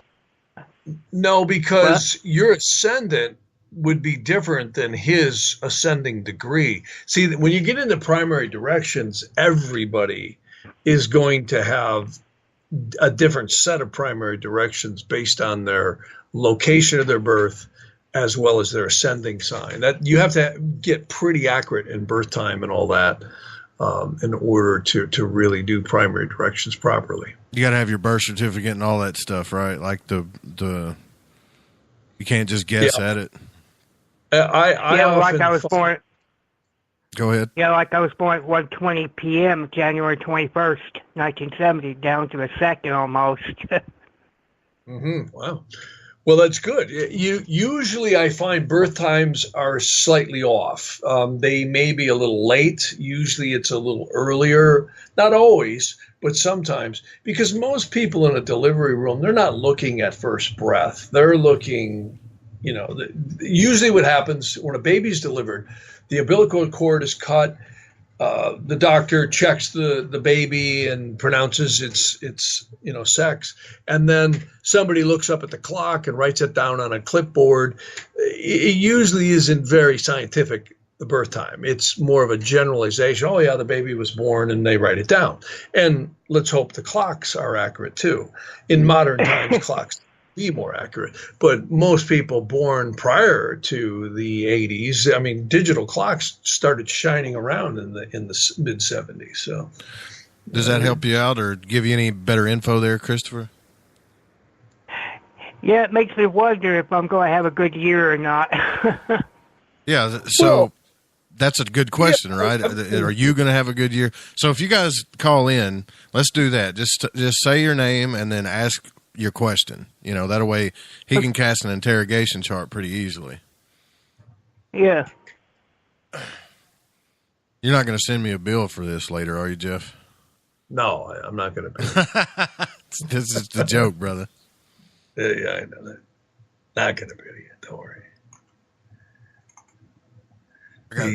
I'll get to you guys' questions in the chat rooms too. Yeah, because we could spend all night on just questions, and yeah, no doubt. I had a lot to tell you about 2018 coming up and all that too. Right. Let me see here once. Oh, here we go. Yeah. Back in the day, you used to have a pencil and everything, man. Didn't you used to have to draw what was called an ephemeris or whatever? Well, you'd use an ephemeris to draw a chart. Right. Yeah, what you do is, in fact, I was doing that in Vedic astrology as late as the 90s, the late 90s. In fact, the Vedic astrology programs were really not very, very effective until I'd say right around the late 90s, early 2000s. That's when they started getting some pretty proficient Vedic astrology programs. And prior to that, they were pretty rudimentary. They would do Vedic astrology, but not a lot of the technical calculations that they now do. I mean, it's pretty astounding what you can in seconds. You got Christopher's 2018 question up there? Yeah, hang on a second here. Now, see, because he's the second one. Give me just a second here. I got to ask you a question about the 13th sign, too, because I've been asked that like 3 times. Yeah, that's a whole nother riddle there. Well, again, it again looks to me like this is a year of a lot of dynamic change. It's good. It's not bad.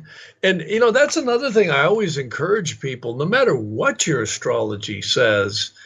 I have found people who understand and take the time to really understand what the astrology energies are. They change the outcome. It's like a driver. You can be going down the road in a really adverse situation. Let's say it's snowing out, right? You got ice and somebody's sliding coming towards you. If you do not see that vehicle coming towards you, you might have a really bad time. If you do, there's a number of things that can happen. You might be able to steer around it. You might be able to brake and avoid it.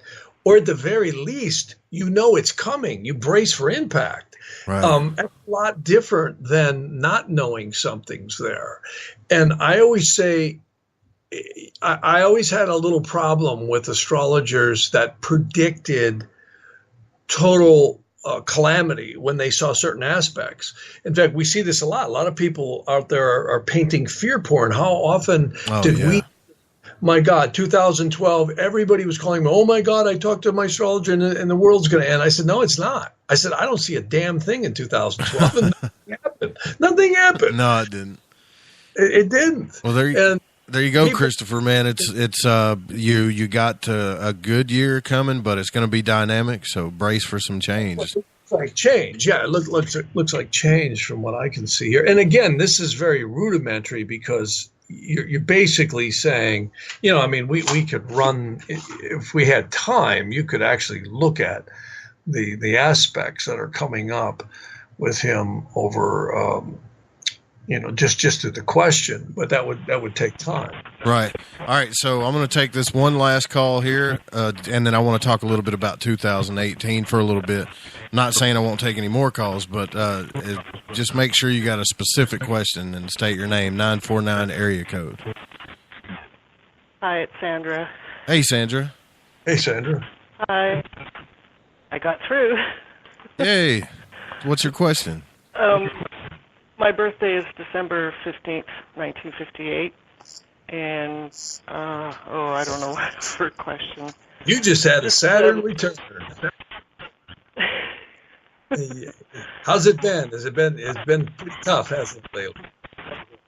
It's been really nice in California. We're here on vacation, and we're going to a big party tomorrow night. Uh-huh. Well, what's your birthday again? December 15th, 58. 12/15. Do you know what time you're born? No, I don't. Hey, are you on speakerphone, or is the radio on in the background? It's just a home phone. Gotcha. Okay. I'm on. Just I don't know where it's going to be next year, maybe. With art and sewing. So you're asking about your art for the coming year. How's the art going to work? Yeah. How good is she going to have a good year for creativity and art? Yeah. See that. Hang on just a second. Man. Just a second. Thanks for calling in, Sandra. I appreciate it. It does look pretty good. You got something coming up here in the next 6 months that I really like. It's going to be right around May or June. You're going to have an opportunity that really looks good. You actually look like you might be able to get some investment into promote. What kind of art are you doing? Painting and drawing. Yeah, you may find somebody takes an interest in. Are you doing some kind of reprints or something? Or are you doing original paintings? Originals. Yeah. It actually looks good over the next 6 months. I would put out a lot of work if you can, and if you have a lot of work, it looks like you're going to get some marketing opportunities right about then. Sweet. That's good news. Yeah, looks good. So be open for opportunities and keep it up. Where in California are you? Santa Ana. Santa Ana, You know, the Melrose District has all those art stores down near Doheny and Melrose. I've had a lot of clients open up stores there, and it's a great area to market expensive paintings. Thank you for calling in, Sandra. That was a good question. Thanks. All right. Bye. All right, bye-bye. Great talking to you guys. Bye. You too. Bye-bye. You bet, buddy. Yeah, so I'm getting these questions, Jeff, about, and I remember the last time I had you on the show about the 13th sign. I can't pronounce the name. Dawn asked this question in the chat room. Or Fika, right. Right. Right. What's up with this thing? Well, I mean, there's a lot of theories that we're passing through that or we're about to pass through that. There's a lot of secret zodiacs. There's what always kind of blew my mind is there's zodiacs that are based on certain fixed stars that are completely different than any of the zodiacs people normally use. And this is really secret stuff. And the problem is you can't make sense of it unless you go into those systems. So mixing that with, I think, astrology that's normally used by people is not an easy thing to do.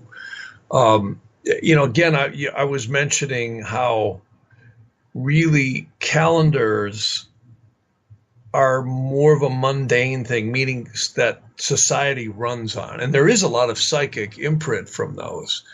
But I find the Hebrew calendar has a lot of validity to it. Like a lot of people have been saying, when does this 13th sign? And that seems to parallel when calamities happen. I don't get it's right away. I get it's a couple hundred years from now. In fact, that's actually when the Hebrew calendar hits 6,000. It's about 230 something years from now. So it's 577 or 220 something years. It's not right around the corner. Sure. I get the cycles of Jupiter and Saturn have a lot of efficacy and they reveal a lot. And I think the winter solstice of 2020 is a marker point of a new era being ushered in. And I think the next year or two is going to be really rocky. And there's a reason, I think, I always liked George Carlin's The American Dream because he wasn't too far off base when he said, forget the politicians, you have owners. Yeah, and, they're a big fancy club and you ain't in it, right? And you ain't in it. You and I are not in that big club. And I can tell you, when you look at what's going on in this very, very tight little knit pyramid at the top of the banking industry, which is, and many of the people in the lower realms of it don't even know what's happening.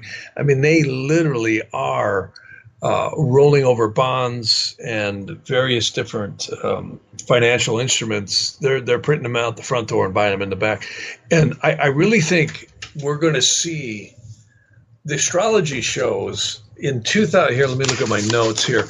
We have a Saturn-Pluto conjunction coming in 2019. It's exact right around the beginning of 2020. It's actually January 11th. And that's not far away. Does that So does that mean that? And I'm just testing my lower knowledge to your higher knowledge. Does that mean that like Pluto is like big time evolutionary stuff, right? It sure seems to be. A lot of people demoted Pluto in the astronomical community, but I find Pluto really does show up in primary directions and in transits. Here's a good example. Okay, 9/11 happened exactly on the Saturn-Pluto opposition. Exactly. It was right there. The bank crash of 2008 and 2009 happened during the multiple squares of Saturn and Pluto. Now we've got the conjunction coming. Now, this has happened before, but I think the reason it's so much more significant is it also fits where the world's at. And the world right now is in a much different place than it's ever been in recorded history, at least. When you look at the formidable military might that so many countries, including the United States, have, the chemical warfare, also more importantly, when you look at terrorism and the ability for undetectable cells of people and networks to do what they do, it's kind of creepy right now. And what's, I think, fitting the astrology is between now and 2020, we've got a lot of fascism. In fact, that's another reason I think we see so much polarization in the world. I mean, there's literally violent polarization all across America, even though most people are pretty decent. They don't, go nuts, but a lot of people do. I mean, you look at how angry people are and how invested they are over this last election. And this is the nature of Saturn. If you look at the glyph of Saturn, it's the cross over the crescent of the moon. And the cross represents previously solidified ideas, beliefs, and actions over the crescent of the moon. It's like giving birth to previous things that normally wouldn't happen. And Pluto's glyph is the sun over the crescent of the moon over the cross. And what's always fascinating to me is how ancient these glyphs are. Of course, Neptune, Uranus, and Pluto aren't ancient. They were all discovered within the last 150 years. But the ancient planets, which is the Saturn all the way in, are all their glyphs are combinations of the sun, the moon, and the cross. And Saturn, when it mixes up with Pluto, is the best words I can use is fascism. It's where people are willing to go to any lengths to reinforce their ideas and beliefs. And this is exactly what we're seeing in terrorism. If people believe that their religion should kill people that don't believe like they do, well, they'll do it. George Carlin was right. He had a saying, the best thing that came out of all the religions was the music. Right. Well, I was kind of hoping that the DOD thing would kind of, challenge some of that. I'm not saying that there isn't any truth to what's in these ancient texts, but we've got to understand they're still being interpreted to this day. You were just talking about that, and I think that I was hoping, and we all on the, and especially our group, we hope for things like disclosure so people can say, hey, guess what? UFOs are real. Aliens are real. What we've been taught, growing up, not saying it's not true, but there's just more to this picture. Well, that's for sure.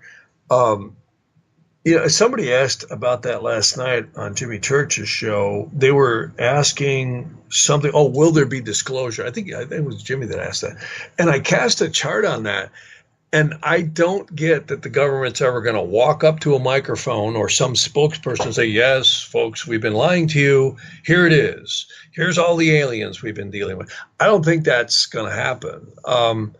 And logic would support that. I do think we're going to see much more openness and certain factions or branches of people coming out like they have been, admitting more, or maybe a more open attitude towards it.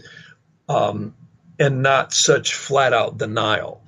But I don't think you're ever going to get any branch of the government that I could see from that chart anytime soon walking out and saying, mea culpa, folks, we lied. I just don't see that. Right. I've got to ask this for Kurt, Jeff.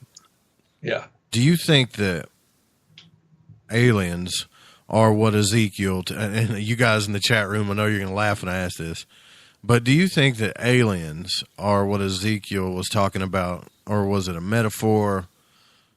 You know, are they the same as angels? And I know you don't have a lot of proof. I know you studied this crazily. But what's your opinion on that? I mean, I can only give you my opinion, and I can't claim I'm right or wrong. Sure. The only thing I can say is I think that there's both. I really do. I think my personal belief at this time, my wife has been a real asset to me, because when I first met her 20-something years ago or thereabouts, she was writing for UFO magazine, and I got the opportunity again to meet some really fascinating people. I forget the guy's name, the gentleman who wrote Left at Eastgate. I think his name was George. He was in the military, and he, as well as a number of other individuals, explained how, I mean, these are guys not out drinking on Saturday night. This is guys at military posts, absolutely under command. They saw all these amazing different lights in this craft land. And shortly thereafter, they said trucks rolled into this place, and the nukes that weren't supposed to be there were removed. I have also sat and heard guys in the military say, we have seen orbs over missile silos. We have seen orbs over nuclear installations that they weren't able to really talk about. And afterwards, we were replacing circuit boards because nothing worked. Now, when you go back to your question, my personal belief is I don't think the human race, I'm not so sure we'd be here if there wasn't some divine protection. And maybe, and this is just a theory, I'm just talking off the top of my head here, I personally think there are some aliens, quote unquote. I mean, really, what is an alien? An alien is anything we can't figure out how to label it. So, I mean, alien's a very generalized term. But I think there's beings, quote unquote, that may be very advanced who come here.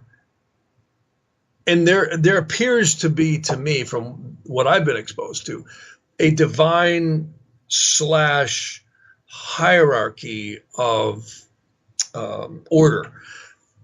And I'm sure there's other points in between. We've heard, I actually was summoned to do a study on UFOs, like Snippy the Horse. I did Travis Walton. I have a whole folder with UFO and paranormal events that we analyzed with MUFON, which is Mutual UFO Network, one of the directors over in Tucson, who just passed away, by the way. He's a really great guy, George Parks, and I really liked him. He's a sweetheart. And when we looked at this, it was pretty amazing, the astrology, how it fitted. And I've actually worked a lot with remote viewers, too, and done extensive work with remote viewing groups to see why they hit certain targets at certain astrological energies and why they don't at others. And that was very enlightening. So when I drop back and look at it all, the paranormal events, the UFOs, the strange sightings and strange abductions, there's a lot going on here that seems to be exceedingly complex that I can guarantee I can't figure it out. But I think if there wasn't some divine protection and order, it would be a hell of a lot worse than it is. Man, you got that right. I think what Sal is talking about, I think they've kept us from killing ourselves with nukes a few times. I really do. And I also think if there are hostile aliens, they're also held from doing things that would be massive. I mean, we haven't seen anything like 4th of July, like the movie. Ronald Reagan was reported to have been very worried about extraterrestrial attacks. I mean, that's the President of the United States Day and stuff like that. And by the way, Ronald Reagan was a hell of a lot more into astrology than Nancy was. Everybody says, oh, Nancy Reagan used astrology for Ronnie. No, it's the other way around. Ronald loved astrology. He used to meet with Carol Ryder, who's now passed away. Carol was a famous astrologer in Hollywood. And Ronald Reagan was signed in at 12:02 a.m. in the morning as a California governor just so he could get the chart right. And it makes me wonder, Jeff, because in the ancient times, man, the kings and the rulers and they had the wise men and the astrologers, always. And a lot still do. They still do, and you don't hear about it. But I mean, you're an astrologer. I know you can't name some people, but you've got some pretty big names or businessmen that contact you, don't you? Yeah, and oddly enough, even some of them are in the government and in some of the banking industries. They really do want to know questions. And the interesting thing about government and banking and the whole world of and by itself, it's so compartmentalized. Very few people, even in high places of government, are fully aware of everything that's going on around them because it's so compartmentalized. This is why Trump has Trump's chart fits where he's at. Hate him or like him. This guy's a powerful guy. Donald Trump is not the crazy guy that he's made out to be if his astrology is right. I mean, I can tell you this is one really powerful dude astrologically. He's got an emperor's chart, don't he? He really does. And I'm not defending him.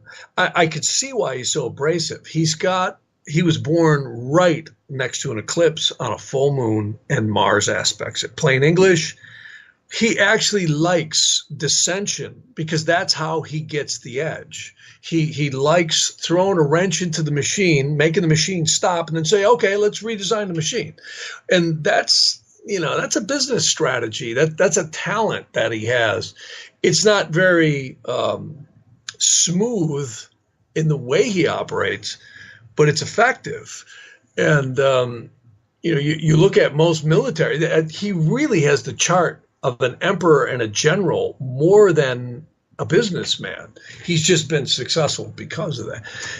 And I can tell you, this is a tough dude. This is why he really likes the military. This is why he really likes surrounding himself with people like Mad Dog Mattis, because he's got Mars. Jeff, to be honest with you. I'm telling you, we're probably a hell of a lot better off with that in there than somebody who is paying everyone off to allow, Yeah, I get what you're saying. Yeah, because he has stirred the pot. He has, put his hand up in some lobbyist face. He has. Well, I'm saying the world, look at the world where it's at right now. We are in a very precarious position. This deal that was struck with Iran, everyone's worried about North Korea. And I do think there's a lot of danger with North Korea. But that guy, unless China jumps in behind him, and I don't see that, I don't see, he hasn't got a chance in hell of winning against the United States. They'll powder that guy. And what people don't realize is we do have particle beams. We do have laser beams. Nobody thinks about that. We've got jets and planes whipping around. It used to be when you shot a missile or you shot this, you had to have guidance. Laser beam, you don't need that. It's not affected by wind. It's not affected by gravity. It's not affected by any of those, environmental things. It just hits it and it's instant. And they've had this stuff for a while. It's now with the money they're pouring in and the acceleration of military buildup, it's a different world. And Russia's got this stuff. I'm sure China does too. We gave half of it to them. It's a different world. I'm more worried about Iran and Israel. This whole thing that just happened, it's one thing that Trump is declaring, Jerusalem is the capital. Well, it's been the capital. So what? Now sure. A lot of unrest over that.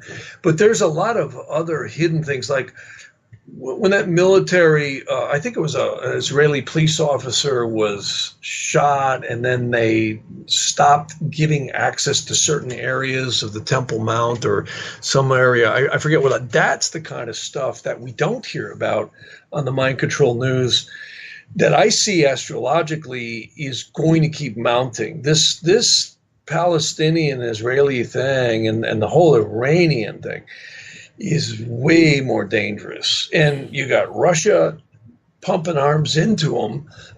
And sooner or later, I think something's going to come of that over there. I hope I'm wrong. That I really hope I'm wrong with. But that looks more to me the theater of where real conflict could ensue, much worse than what we've seen in Syria. Much worse than it's been. I mean, that place has never settled down. It's never settled. I mean, let's go back through history. I mean, even before World War I, it's been just chaos. I mean, if you could add up all the souls put to the sword in the Middle East, from Constantinople all the way to Egypt, it's been a bloodbath. It's been a bloodbath. And it's been a bloodbath for thousands of years. And it's interesting, this is one of the most holy places in the Western world, at least, that's been honored by Western religions. And yet it's been one of the most bloody. Right. Yeah, there's no doubt about that. Yeah. Well, I mean, I love it when they call them holy wars. Really? What part of a war is holy? I mean, have you ever seen a human being shot or lying there dead? There's nothing holy about that at all. It's very, very disrupting to the human psyche to see someone maimed, blown apart, shot. I've seen stuff like that. It is these poor police officers that have to see everybody shot every day and be involved with that. It's very traumatic. And that's why soldiers come back. It's really hard on the human psyche. We're not naturally born killers. There are people who are, they say, but I just don't think it's something that's natural to the human soul.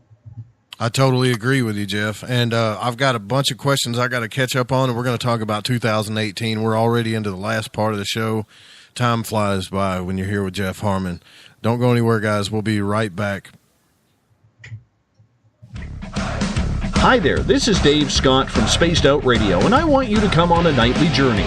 Starting at 9 p.m. Pacific, midnight Eastern, every Monday through Friday, you can come hang out with me and the other space travelers. We have it all from Carl the Alien bouncing on by to those misfit gnomes causing havoc.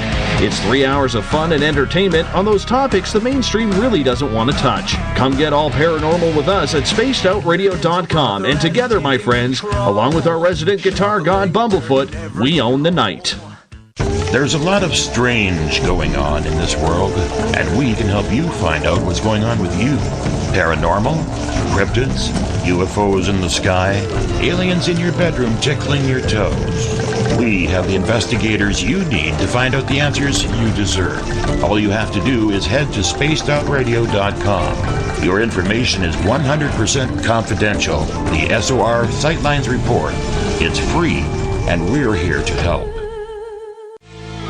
Not ready for bed on Saturday night? Right after Spaced Out Saturdays, hop on over to S4 with Corey Ruiz and me, Eric Cooper from Forest Moon Paranormal.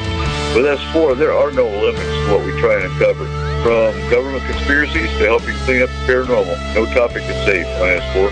We get to the heart of the matter, of the subjects you want to learn more about. So tune in on S4 starting at midnight Pacific, 3 a.m. Eastern, only on spacedoutradio.com.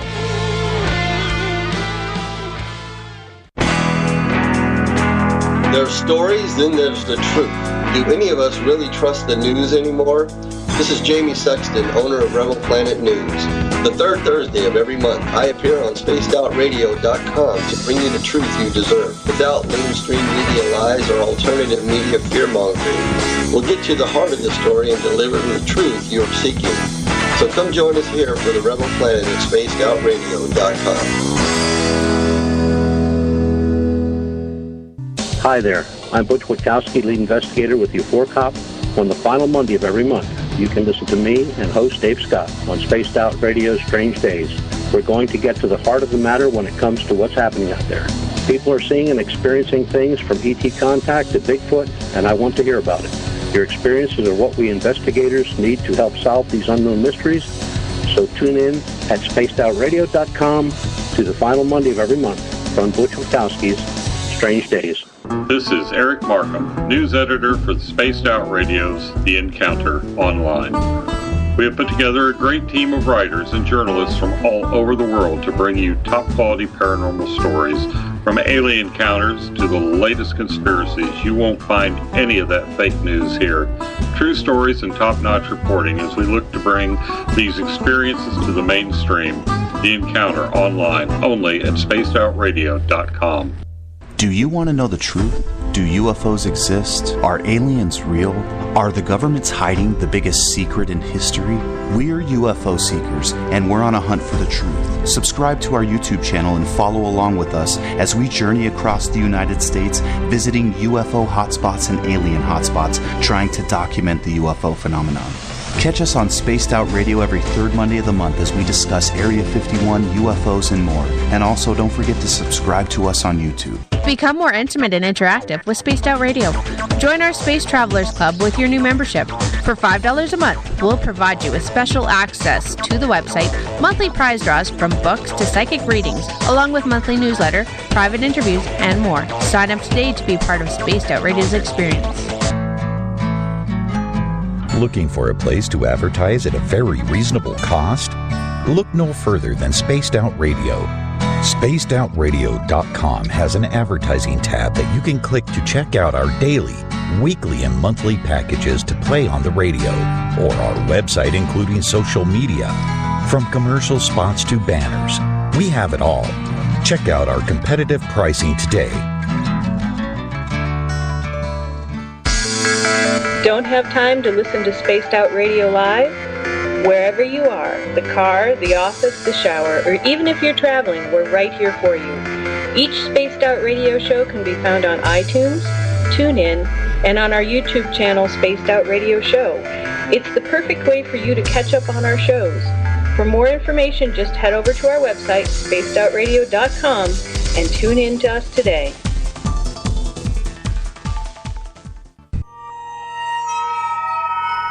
You hear footsteps in the empty room above you. A rocking chair begins rocking by itself. Don't be afraid of the things that go bump in the night. Reach for Spirit Storybox, the iPhone app the Huffington Post UK called the only ghost hunting app you will ever need. Spirit Storybox. The spirits are telling their stories. Are you listening? Visit purpleplates.com today. For over 40 years, the Purple Energy Plates have been delivering amazing results for their many customers. Inspired by the great genius Nikola Tesla, the harmony, healing, and energetic effects of the plates have proven over and over to be beneficial and often miraculous to thousands of customers. Check their site for daily specials and choose from their many energy products. You won't be sorry. Visit them today at purpleplates.com. It's Cosmic Sundays with me, Elizabeth Anglin, in Cosmic Passport. Let me take you down a 3-hour spiritual journey where we will get into everything from ET contact to Psychic Sundays. It's a journey of listening and learning together with some of the best professionals in their fields. You can tune in to Cosmic Passport at spacedoutradio.com every Sunday, starting at 9 p.m. Pacific, midnight Eastern.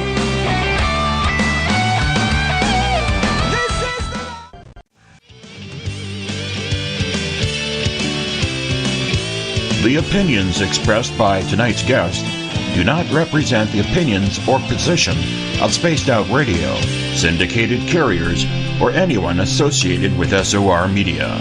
Listener discretion is advised. Want more information about our programming? Check out spacedoutradio.com. You can follow our host, Joe Rube, on Twitter at Lighting the Void. Call in to tonight's show at 501-777-5631. Now, entering the radio ring from Arkansas, Spaced Out Saturday host, Joe Roop.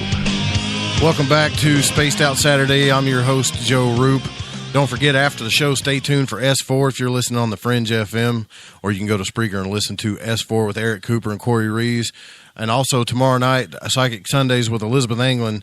Now, the call-in number, if you guys are going to call in, I've seen some of you called in during the break. I was actually running to the restroom. If you're going to call in, you got to state it's got to be a specific question, because there's some stuff we want to get into about 2018, so we're kind of limited for time. So if you call in, just make sure your question is specific, like, health or relationships, something like that, just asking about 2018. Not saying he can't do that, because obviously he can, but it's just for the time that's limited here. Jeff, man, it's awesome having you on here on Spaced Out Saturday. I got to say, every time I have you on the show, I get more and more informed. So I will say this: every time I've had you on the show, I've spent a week or 2 weeks into books and stuff. I still haven't read the Sefer books that you talked about, but I have gotten into a little bit of C.S. Lewis. I remember you talking to me about that and some other things. So, yeah, it's awesome having you here. We got a caller here real quick, 360 area code, and you're on the air with Jeff Harman. Hi, Jeff. My name's Chris. Hey, Chris. Hey, Chris. How are you? Hey, good. I might be kind of a silly question to you, but I've seen, like a lot of people say, with the ascending and moons, and I don't know what mine is. Is there a possibility you could tell me, like, what my moon is and stuff? Well, yeah, I can. That's based on birth time. See, yes. when someone uses, what's your birthday? It's May 7th, 66. Okay. Well, what's your name? I was born Chris. Oh, Chris. Okay, hang on one second. Chris. Okay, so it's 5/7, yeah. 66. 1966, okay. Yes. And what time? What time were you born? 4:45 p.m. Oh, good. So 4:45 p.m. Where at? Seattle, Washington. Seattle. Okay. Great. See, now, just for anybody listening, what a birth chart is, it's like a Polaroid snapshot of the heavens at the time that the soul's tied to the body. That's the theory. So what I'm doing right now is I'm actually casting the computer, finds the longitude and latitude. So you were born in King County. That's where Seattle is. And it'll find the longitude and latitude. It also looks up whether it was daylight savings time or not, which it was in 66. And that was a big deal, was back in the day. You had to get all that right. And so this says in tropical astrology, your rising sign is Libra. You're 6 degrees, 51 minutes of Libra. And the moon is at about 26 degrees. It's 25:59. Now, that'll be 24 degrees different if we use sidereal astrology. Sidereal astrology takes into account where the solar system is around the central sun that the solar system goes around. And everything is different by about 24 degrees. So it's all relative to the system you use. But most people in the West will use tropical astrology. So it puts your rising sign, Libra, and the moon was at 25:59 of Sag. The main thing people look at, and one of the things I look at right off the bat, is what aspects, what geometric patterns were in play at the time of birth. It's like you were born exactly with the moon square Saturn. So right off the bat, a Western astrologer would say, oh, you go through emotional things, but that also could give you good powers of focus. You see what I'm saying? Mm-hmm. There's always a positive to anything that you see. And sometimes that's what's taken me a lot of time, is to be careful in analysis, because astrologers kind of find we're kind of in a position to pseudo play God for a minute, which I really don't like doing. And I find encouragement, no matter what aspect someone has in the chart, there's always a positive to it if you become aware of what it is. There's pros and cons to everything. You see what I'm saying? So it's like I'm casting you right now in the Vedic astrology, which is sufficiently different. See, you probably won't even be the same sun sign. In fact, in Vedic astrology, no, you're not. Your sun's back in Aries. And this throws people a lot. They go, wait a minute, I always heard I was a Taurus. Well, you're not. You're a soul having a physical experience. You ain't your astrology, but you're experiencing your astrology. See, let me just look at this. Wow. See, you've had a hard time, didn't you, growing up? Not so much. Well, kind of, yeah, but it was more in my teens. Yeah. Or early 20s, yeah. Yeah, because you'd have made a good psychologist. What do you do? Yeah, that's what people tell me. They always come to me for advice. Yeah, you'd be. That's something you should strongly consider, is some kind of counseling or psychology or a therapist in that genre. See, you're born with the ruler of the ascendant in Vedic astrology in the 8th house, conjunct Mars and the sun. Plain English, that's a yoga right there that's very powerful for parapsychology, for psychology, for exploring deeper secrets of the mind, what motivates people. Yeah. That kind of stuff is really, really good for you. Yeah, I'm so like that. I analyze everything. Yes. Yeah, you'd be really good at it. So the moon in her chart. You'd be a hypnotherapist, is what this chart shows. And this goes into another question in the chat room. They want to know, does the moon play an important role in your chart? I mean, obviously yes, but huge. In Vedic astrology, there's something called the lunar mansions. And the numerology with the moon will blow your hair back. I mean, many people into ufology have heard theories that the moon might be hollow, and some folks say we didn't go there, the Van Allen belt. The moon is a very mysterious satellite, to say the least. And I can tell you, scientists have said the damn thing acts hollow. They bounce rocket fuselages off it, and it reverberates for hours.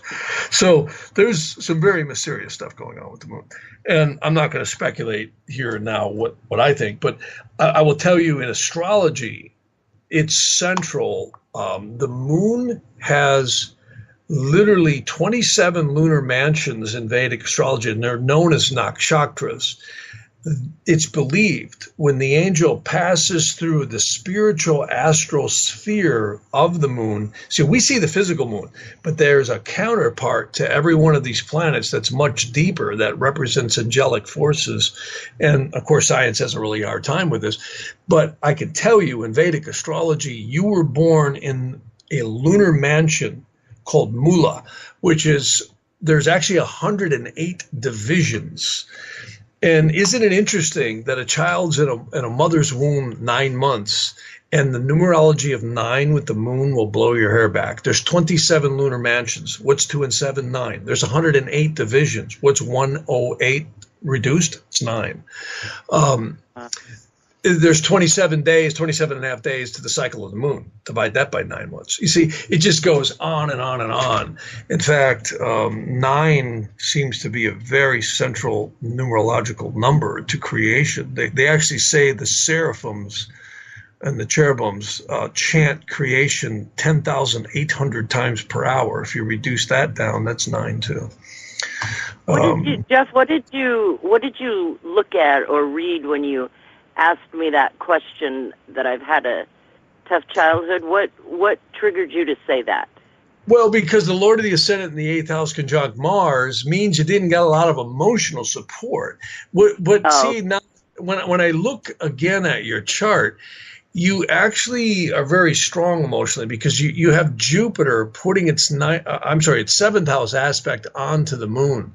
So you probably are very stable emotionally, is what it shows. You just really you'd make a good psychologist. See, the ruler of your 10th house, which is career, is actually in the 8th.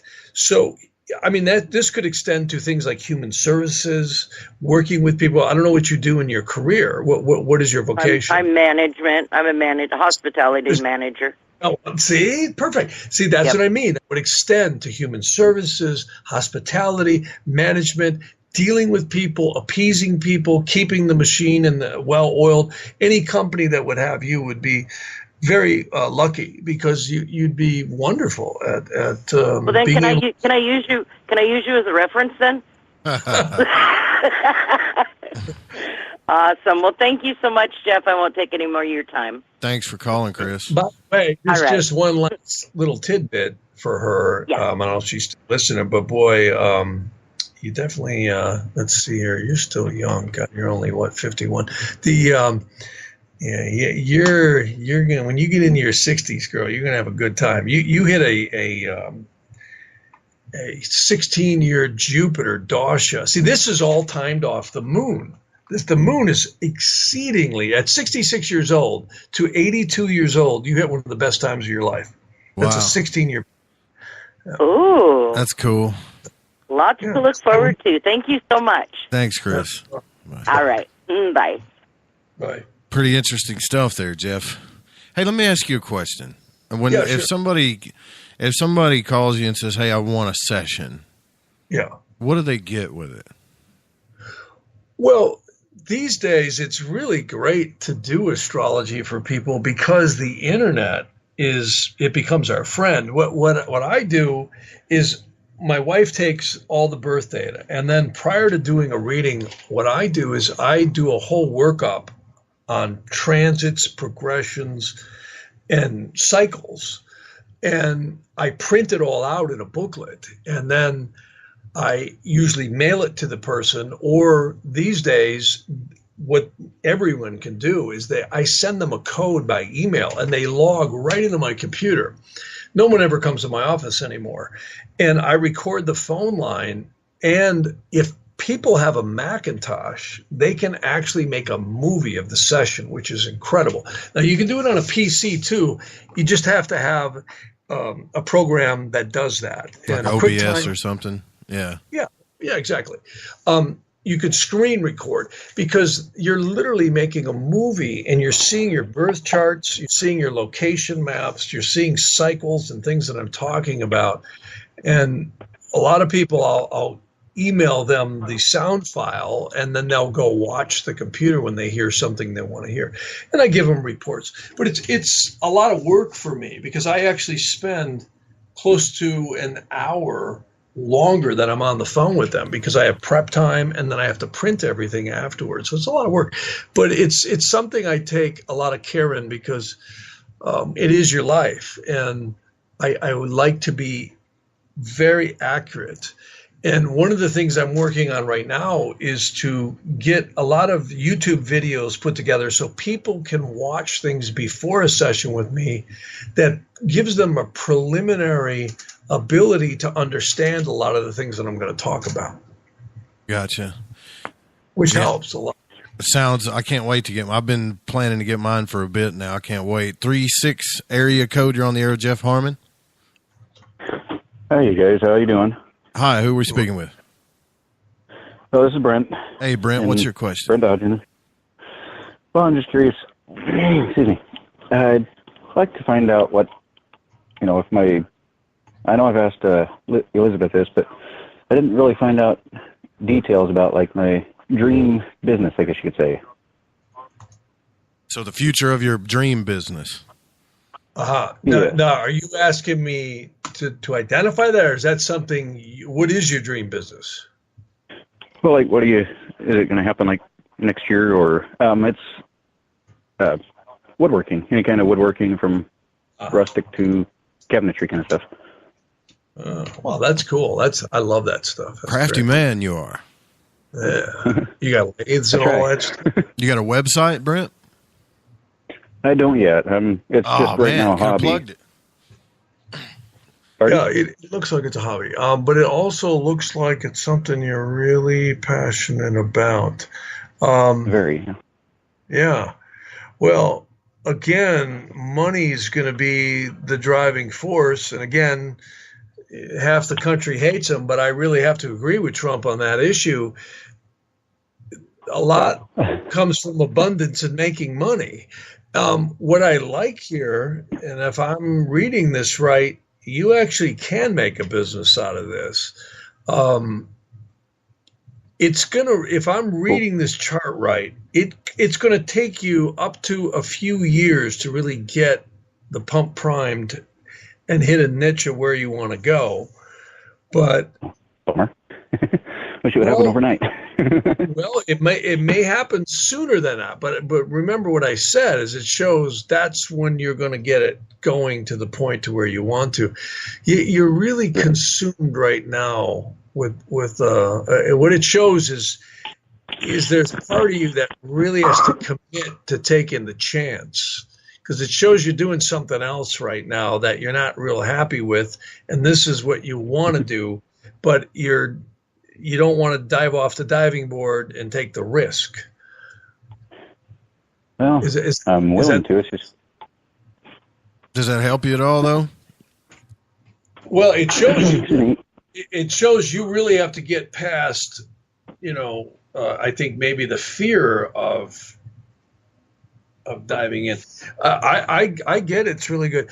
For what it's worth, it shows do things that are a practical use in the home. Most people design things and then they'll go mass manufacture it and sell it everywhere. It shows your niche is practical stuff in the home. Yeah. Right on. Well, that's exactly it. Thanks for calling, Brent. Good question. I didn't expect that question, actually, when you said dream business. I thought you meant you had a business about dreams or something. That was just me, though. But, yeah, thanks for calling, man. Appreciate it. Yeah, commit. I wish I had that, though. That'd be a good one. Right. Sorry, go ahead. No, I would commit to this. It shows you're going to find it. For what I can tell is you definitely want to stick more practical things that are very unusual in ornamentation is what this chart kind of leans towards. Wow. Decorative things that have a practical use. In other words, not just a standard chair or something like that. I would find something that's niche. I mean, when you look at most successful products, they've got a real uniqueness to them, and that's what this is showing here. Wow, yeah, that's pretty accurate. Yeah, I mean, I don't know if one thing that comes up here a little bit is bedroom furniture, like beds and unique things with maybe for children. Or practical things like bunk beds and unusual storage facilities in the beds. I get all that because your signifactor's in the 4th house, and it shows you're really good at what you do. The resources are good. They're going to continue to grow too. I get 2 or 3 years. You can really be cooking if you work at it hard. Well, there you go, Brent. Stay the course, man, and you're going to make it. Stay the course. All positive thinkers will tell you. In fact, no matter what religion you are, a lot of people are Christian. That was one of the central themes of almost all the saints and the prophets. All causation is mental. In other words, if you see it and you believe it, it happens. The problem is most people never get there because there's so much adversity, they give up. Or they say, oh, my God, the world's against me. If you really commit, there's nothing more powerful than a strongly energized desire. And that's, you look at books like Think and Grow Rich with Napoleon Hill, and many other books. That is the central theme, is creating a desire and a burning desire to make something happen. There you go, Brent. Thanks for calling in, brother. I appreciate your call. I appreciate the info and looking forward to it. It's right on. All right. Take care. Thanks for calling. Bye-bye. You as well. Happy New Year, y'all. You too. Same to you. Hey. I'll tell you another good book by Napoleon Hill, which was one I did not expect that he couldn't even release it back in the day, was Outwitting the Devil, where he claimed where he spoke to the devil and found out all his tools and talks about them. Mm-hmm. It's a pretty interesting book, man. Yeah, it is. It's a very good book. I have that book. Well, this is the thing that we find.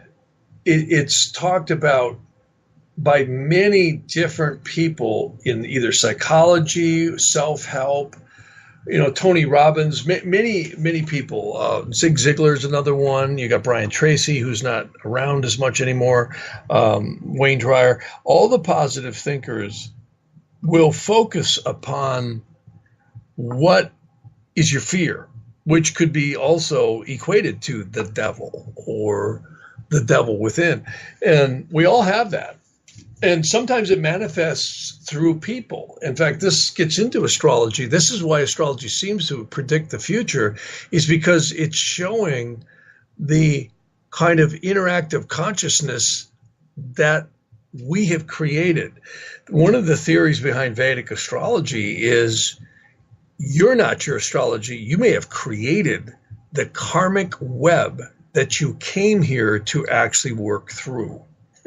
That's a totally opposite way of looking at it. In other words, the reason you have the birth chart you have, the cycles, the karma, the progressions, and the transits, is because that's what your soul has created, and that's what's necessary for you to evolve and grow.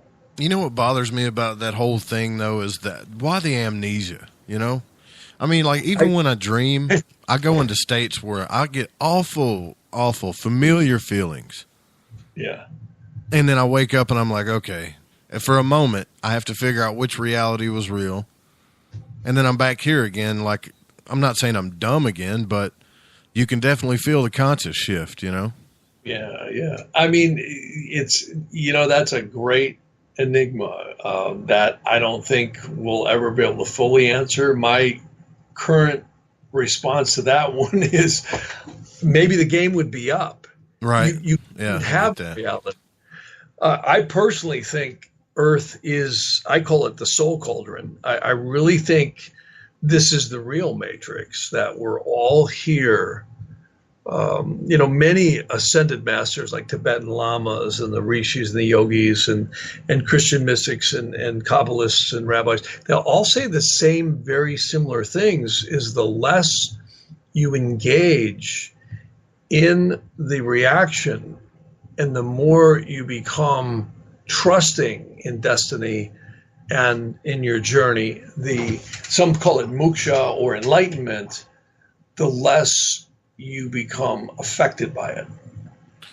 Yeah, and when you say Christian mysticism, the word Christian used to drive me back. It used to make me throw my hands up and turn away. It really did, because I grew up in a hardcore Christian, just Bible thumped to death, actually. Right. But when I started reading Daskalos' material, when I really studied the material of a true mystic master, which I'm telling you guys right now, there's a lot of things I'll tell you guys that I say, I don't know, this could be real, this couldn't be real. This man was real.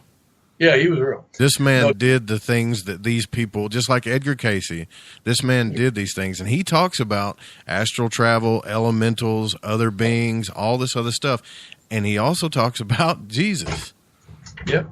Well, he basically says there's truth in all the religions. The problem is that they all become dogmatic. It's like any religion you'll see. I see it. This is why you have Hinduism and Buddhism. This is why you have all the different sects of Christianity. You have the same thing in Judaism, where someone will take truth and then they'll start egoizing it. They'll start making it dogmatic.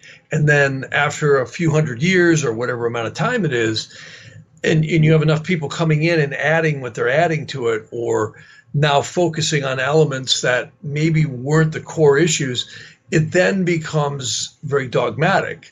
And now you're getting people bending reality to their own means. Right. And, I'm not saying all of them do that, but some of them do. And this is why you get people becoming very intolerant, and then they go off and start their own branch of it. BTO in the chat room, in the Spreaker chat, is asking, who are Mr. Harmon's guides in his astrology based on is it based on his internal knowings or external influences? That's the question. I'm not sure if I understand it. That's an interesting question. I try not to get in the guide area. I was around a lot of teachings about that, where there's a certain intuitive spirit that is believed to come in. They call it the Vedic Vidya. That's one way of saying it. And there is, they say, spirits and angels that work with you. I kind of like, my theology is more like just focus on God and trying to do well. You're going to get some people that hate you. You're going to get some people that love you, and some people that, are in between. Just do the best you can. I find in astrology, it's really very much like a science. Ancient astrology is very mathematical and very logical. And I just stick to the techniques that I've learned and studied. Some of them I didn't like and found them not to be as valid as other people said. Most of the ancient stuff I find, if I see it for years constantly being accurate, that's something I call reliable.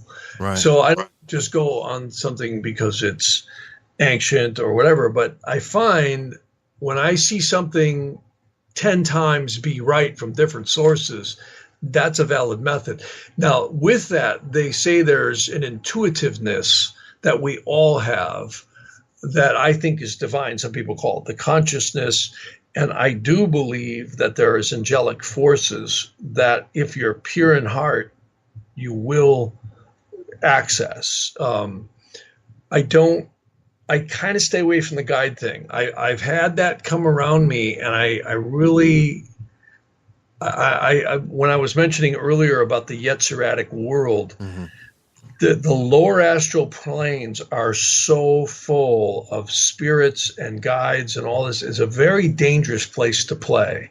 It's kind of like walking outside in the middle of a busy big city and hoping to find a friend at random. You might, but I like ascending more higher and just trusting in divine. There's certain prayers that I like to do and meditate. Out of the Psalms? Yeah, some of them are. Some of them are Vedantic stuff that I've learned over the years that I found was very accurate. I just think also, too, keeping an attitude of trying to be accurate and honest and encouraging the human spirit is another really good thing to do.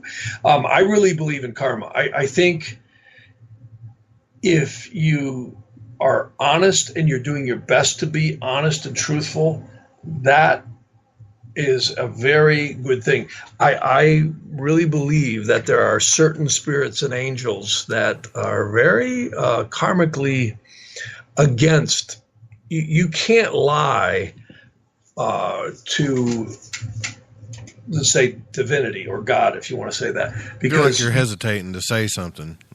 Well, I can tell. I just don't think they say when a person passes on, as we call death, that you cannot hide what you did for good or for ill. It's there. It's in your soul.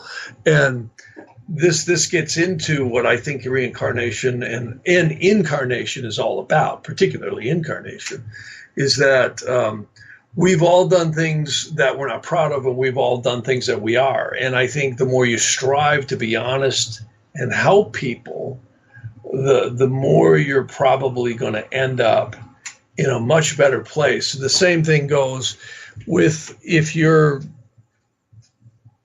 a worker in society in any capacity, whether it's in sales or building things or whatever. Anytime you try and just do good, you're a lot better off. And that same thing I find in astrology. I've actually had people who've tried to use me to get over on other people, and I really didn't like that. Yeah. Edgar Casey had that problem too. People would, they would even ask him what horses to bet on and stuff. And the problem was he was such a nice guy.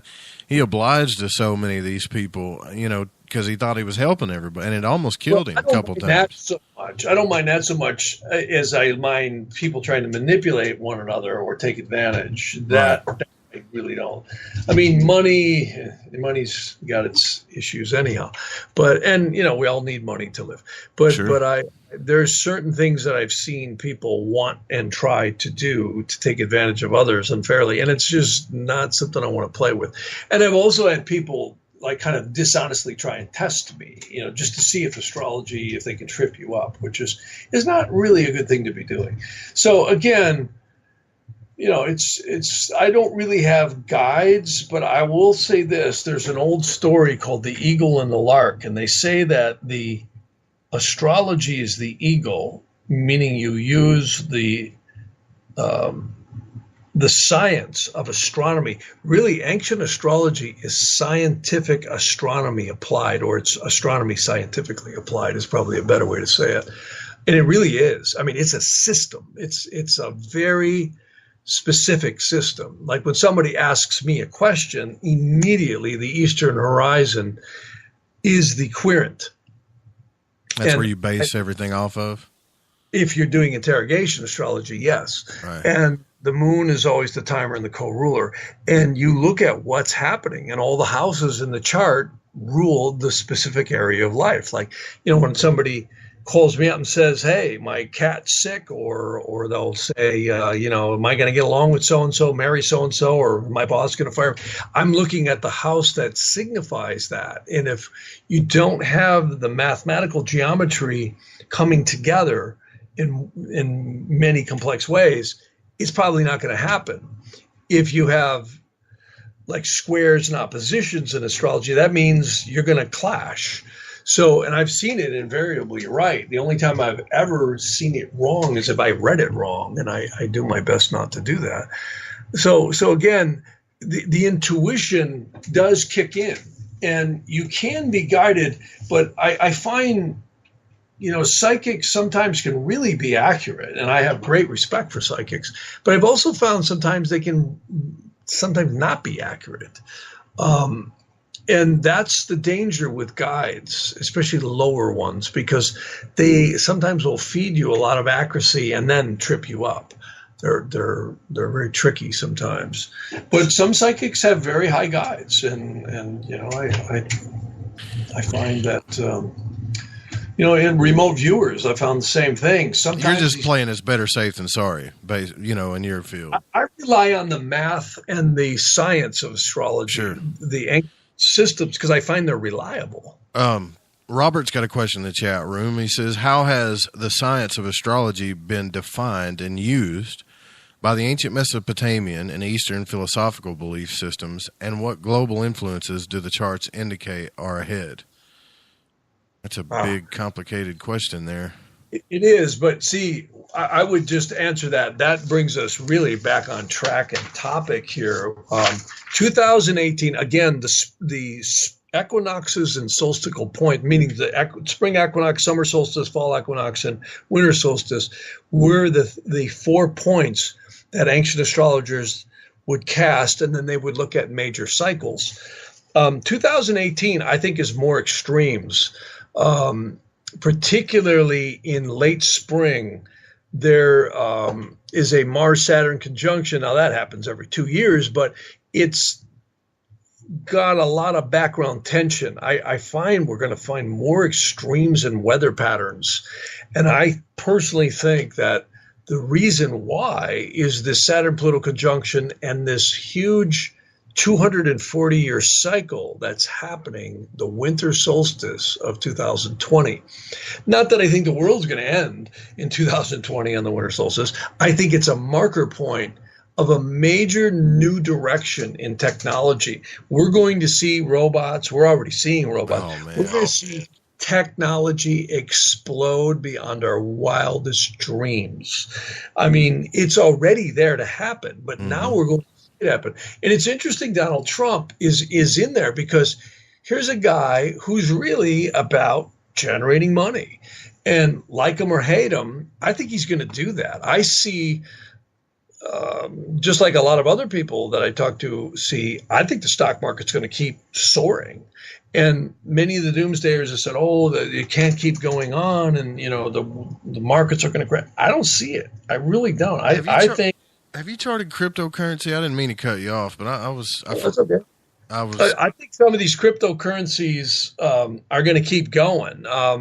And that's an interesting area that I'm myself interested in. I always seem to do better on everyone else's astrology than mine on that kind of stuff. But I would tell you that I've been having a lot of clients ask about that. Bitcoin is not going to keep going like it has. I think it's going to stay strong, but I think it's going to really start moving more into a mainstream thing, and the big, huge gains. I still think it's going to gain, but and fluctuate. But I think other ones are going to be on the horizon that are going to, what we all want is to put 40 cents on the dollar in and then see it turn into thousands. I mean, that's what happened to a lot of people in Bitcoin. And I remember I had clients ask me about Bitcoin several years ago, and I always said it looked good, but it would be long term.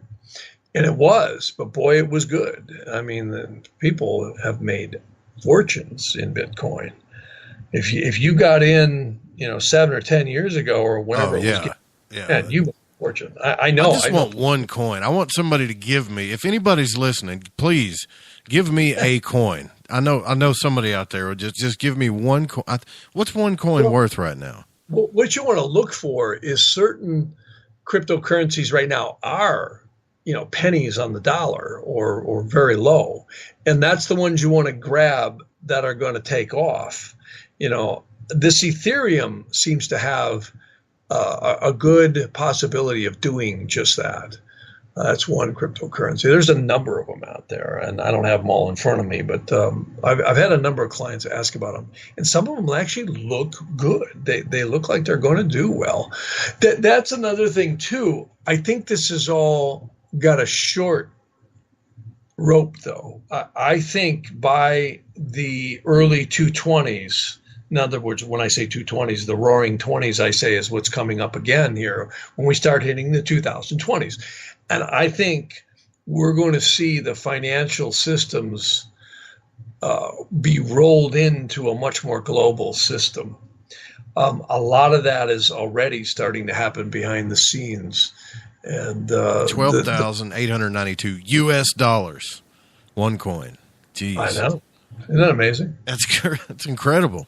Jeff, man, and it was just 7,000 not more than a couple of weeks ago. It's so volatile, isn't it? I don't think I would be just too afraid to do it. I mean, they talk about investments and people say, make sure if you're going to do something that's super volatile, put, maybe 10% of your investment money because it's super high risk, but super high reward. I don't even know how to classify. Well, there were people who bought those Bitcoins back, $100 would have bought you a bunch of them. And now, of course, that was years ago.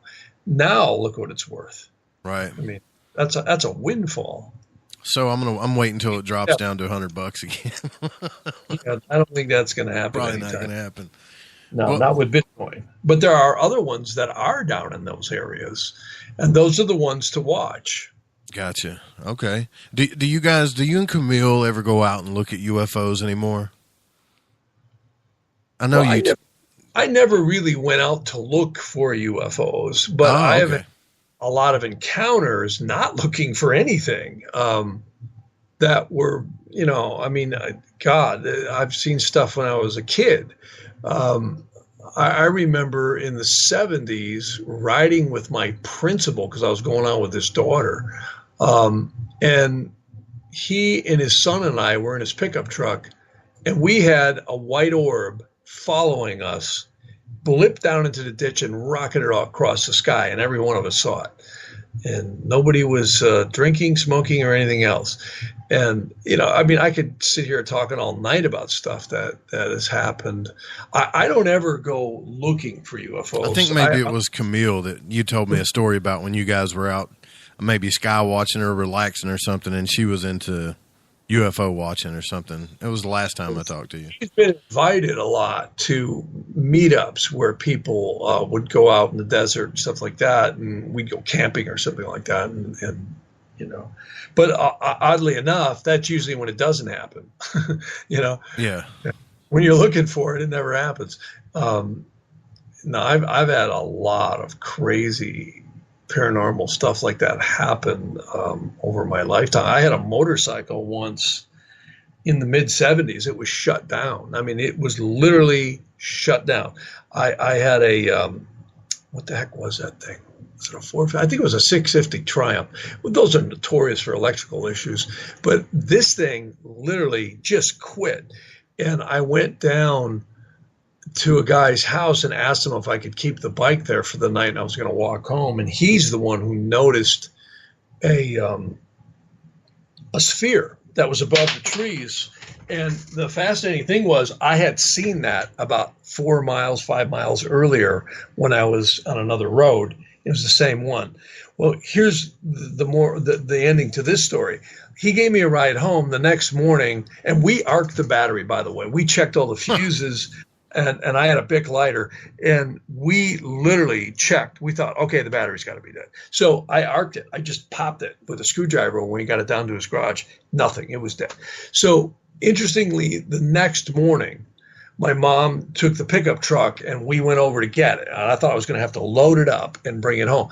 That bike started instantly. So, that's something you just don't make up. I had too many people that had witnessed that situation. It's like, okay, I didn't replace fuses. I know what, this guy was in his 60s at the time, and he was very mechanically savvy, and that battery was dead. And the next morning, that bike started instantly. So I've had so many things that have gone on up there.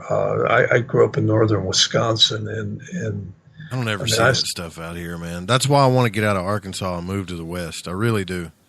I really want to go out to the desert area. Yeah, see, like UFOs. I used to do a lot of travel between Tucson because we moved over to Tucson for a while, and I would always be coming over to Los Angeles, and not very often. But one night I pulled into a wayside. It was very late at night. And I used the restroom, and I remember coming out, and when I was pulling out, I had seen just this multicolored blip just rocketing above the peaks. I was right out. I was just coming into the Indian reservation area on the 10, right across the Colorado River. As you go, there's a long climb you go up as you come into Arizona, and that's where I saw it. It was pretty bizarre. Well, as far as the Don is asking a question about something about 13. The chat room is moving so fast I can hardly catch this stuff. Let me see if I can find it here real quick, because I know she's asked it like 3 times. Something about Aries in the ear or something. I'm looking for it, Don. See, I can't. This thing is moving so fast I can't find it. Well, anyways. We only got a few minutes left here. She's asking about some kind of correlation between the zodiac and body parts. Yeah, and the date of 13/13, February. I don't know. Put it in there again, and I'll see if I can catch it this time. But people can find your website at it's jeffharman.com. HARMAN, right? Yeah, A-N. Yeah, it's Jeff at jeffharman.com, yeah. Can you tell us about why, because you're one of the only astrologers I know that's involved with gemstones. What is it about the gemstones that you find interesting? Well, what I like the most is, that's where Vedic astrology really shines. There is certain planetary periods that we're all in, and they're based on when the soul entered the body through the spiritual sphere of the moon. That's why the position of the physical moon at the moment in time you're born. And the moon really moves fast in astrology, especially when you're dividing the lunar zodiac into 108 divisions. Those are called padas. So that sets the clock as to what we call Vedic dasha you're in. Dasha means time period. And everyone has certain gemstones they do want to wear, and they also have gemstones that are not favorable for them. And so in other words, you have your always wear gemstones, and then you have certain stones that you do want to wear for certain periods in your life, and those correspond to the planetary period dashas that you're in. What I find that's amazing about gemstones is they support something called the etheric double. When you get acupuncture done or qigong, Western allopathic medicine has really not yet fully acknowledged this, because allopathic medicine is very scientific, which is good. I mean, there's a lot of merit to MRIs and blood work and all that.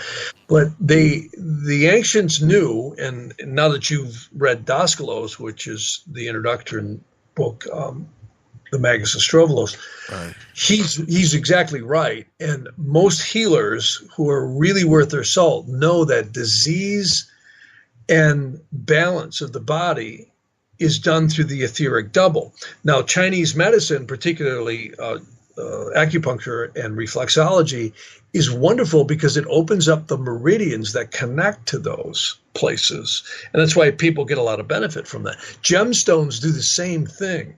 When you get the right gemstone, I've had so many reports of people saying, wow, I just feel more balanced, or I feel smoother.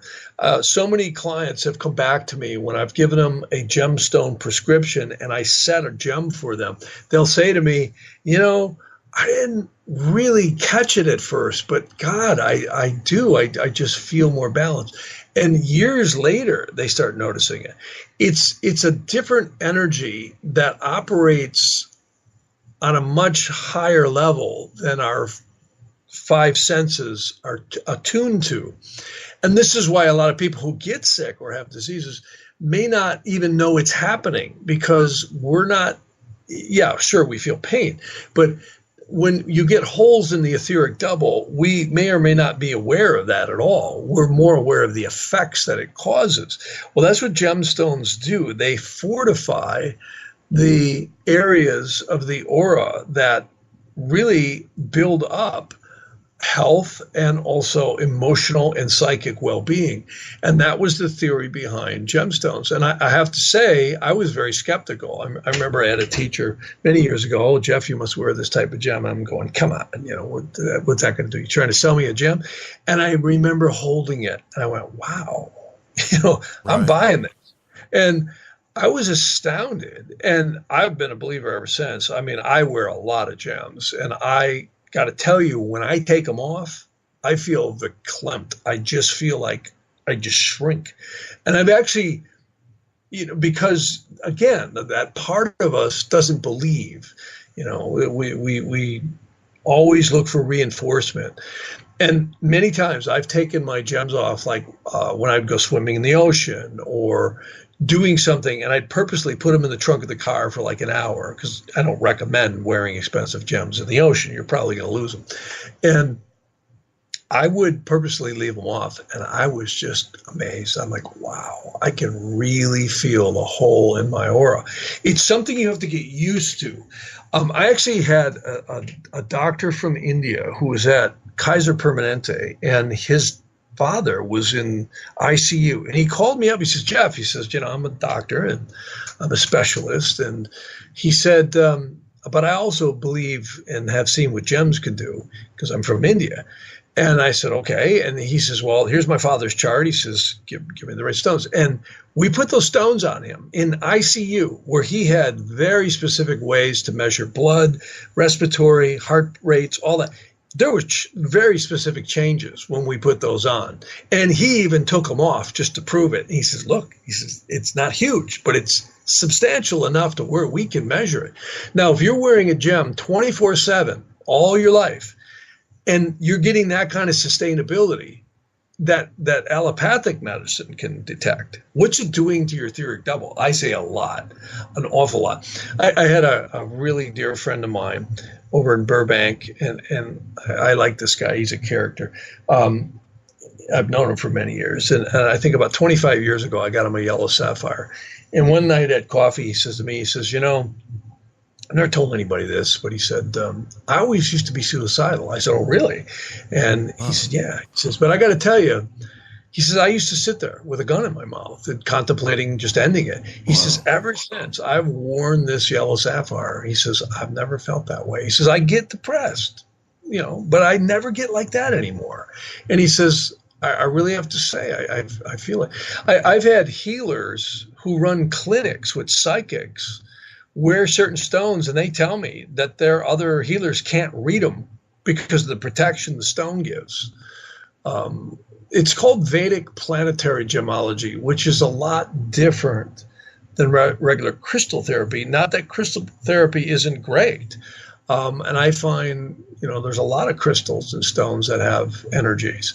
But Vedic planetary gemology is an ancient science that kings and queens all the way up till, modern times were very aware of. In fact, if you look at many of the crowns in many of the kings throughout Europe and queens, they were very specific about what they had. And that was very secret stuff. And the court astrologer would actually prescribe and set these things at very specific times. And they were believed to fortify the aura and judgment making. And my opinion is it absolutely is so. I've got people in politics who they wear stuff that nobody can see, like pendants or bangles on their arms. Right. And that's a lot of money. One of the pendants I'm doing lately is angel pendants. I actually can carve your guardian angel onto your pendant that is derived from the birth chart. I'm going to try to get this question in. These people really want answers. Apparently, they think you're pretty intelligent, Jeff. Oh, well, I wonder why. What a fool. That's good. Andy wants to know, he says, please ask Jeff. I live in a different world here in Australia. I live in the southern hemisphere. This is the hottest time of the year, almost a day ahead of the USA.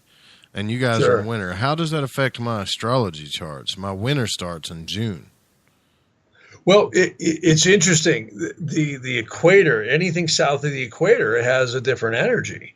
And not only does the water swirl backwards, but yes, the astrology is different because they are living on the other side of the globe where the angularity of the earth reverses the seasons. And yeah, and I have a lot of clients in Australia, New Zealand, South America, and yeah, you literally that's the cool thing about astrology is today the programs counter for all of that. We look at the longitude and latitude. It takes into account all of the zodiacal positions.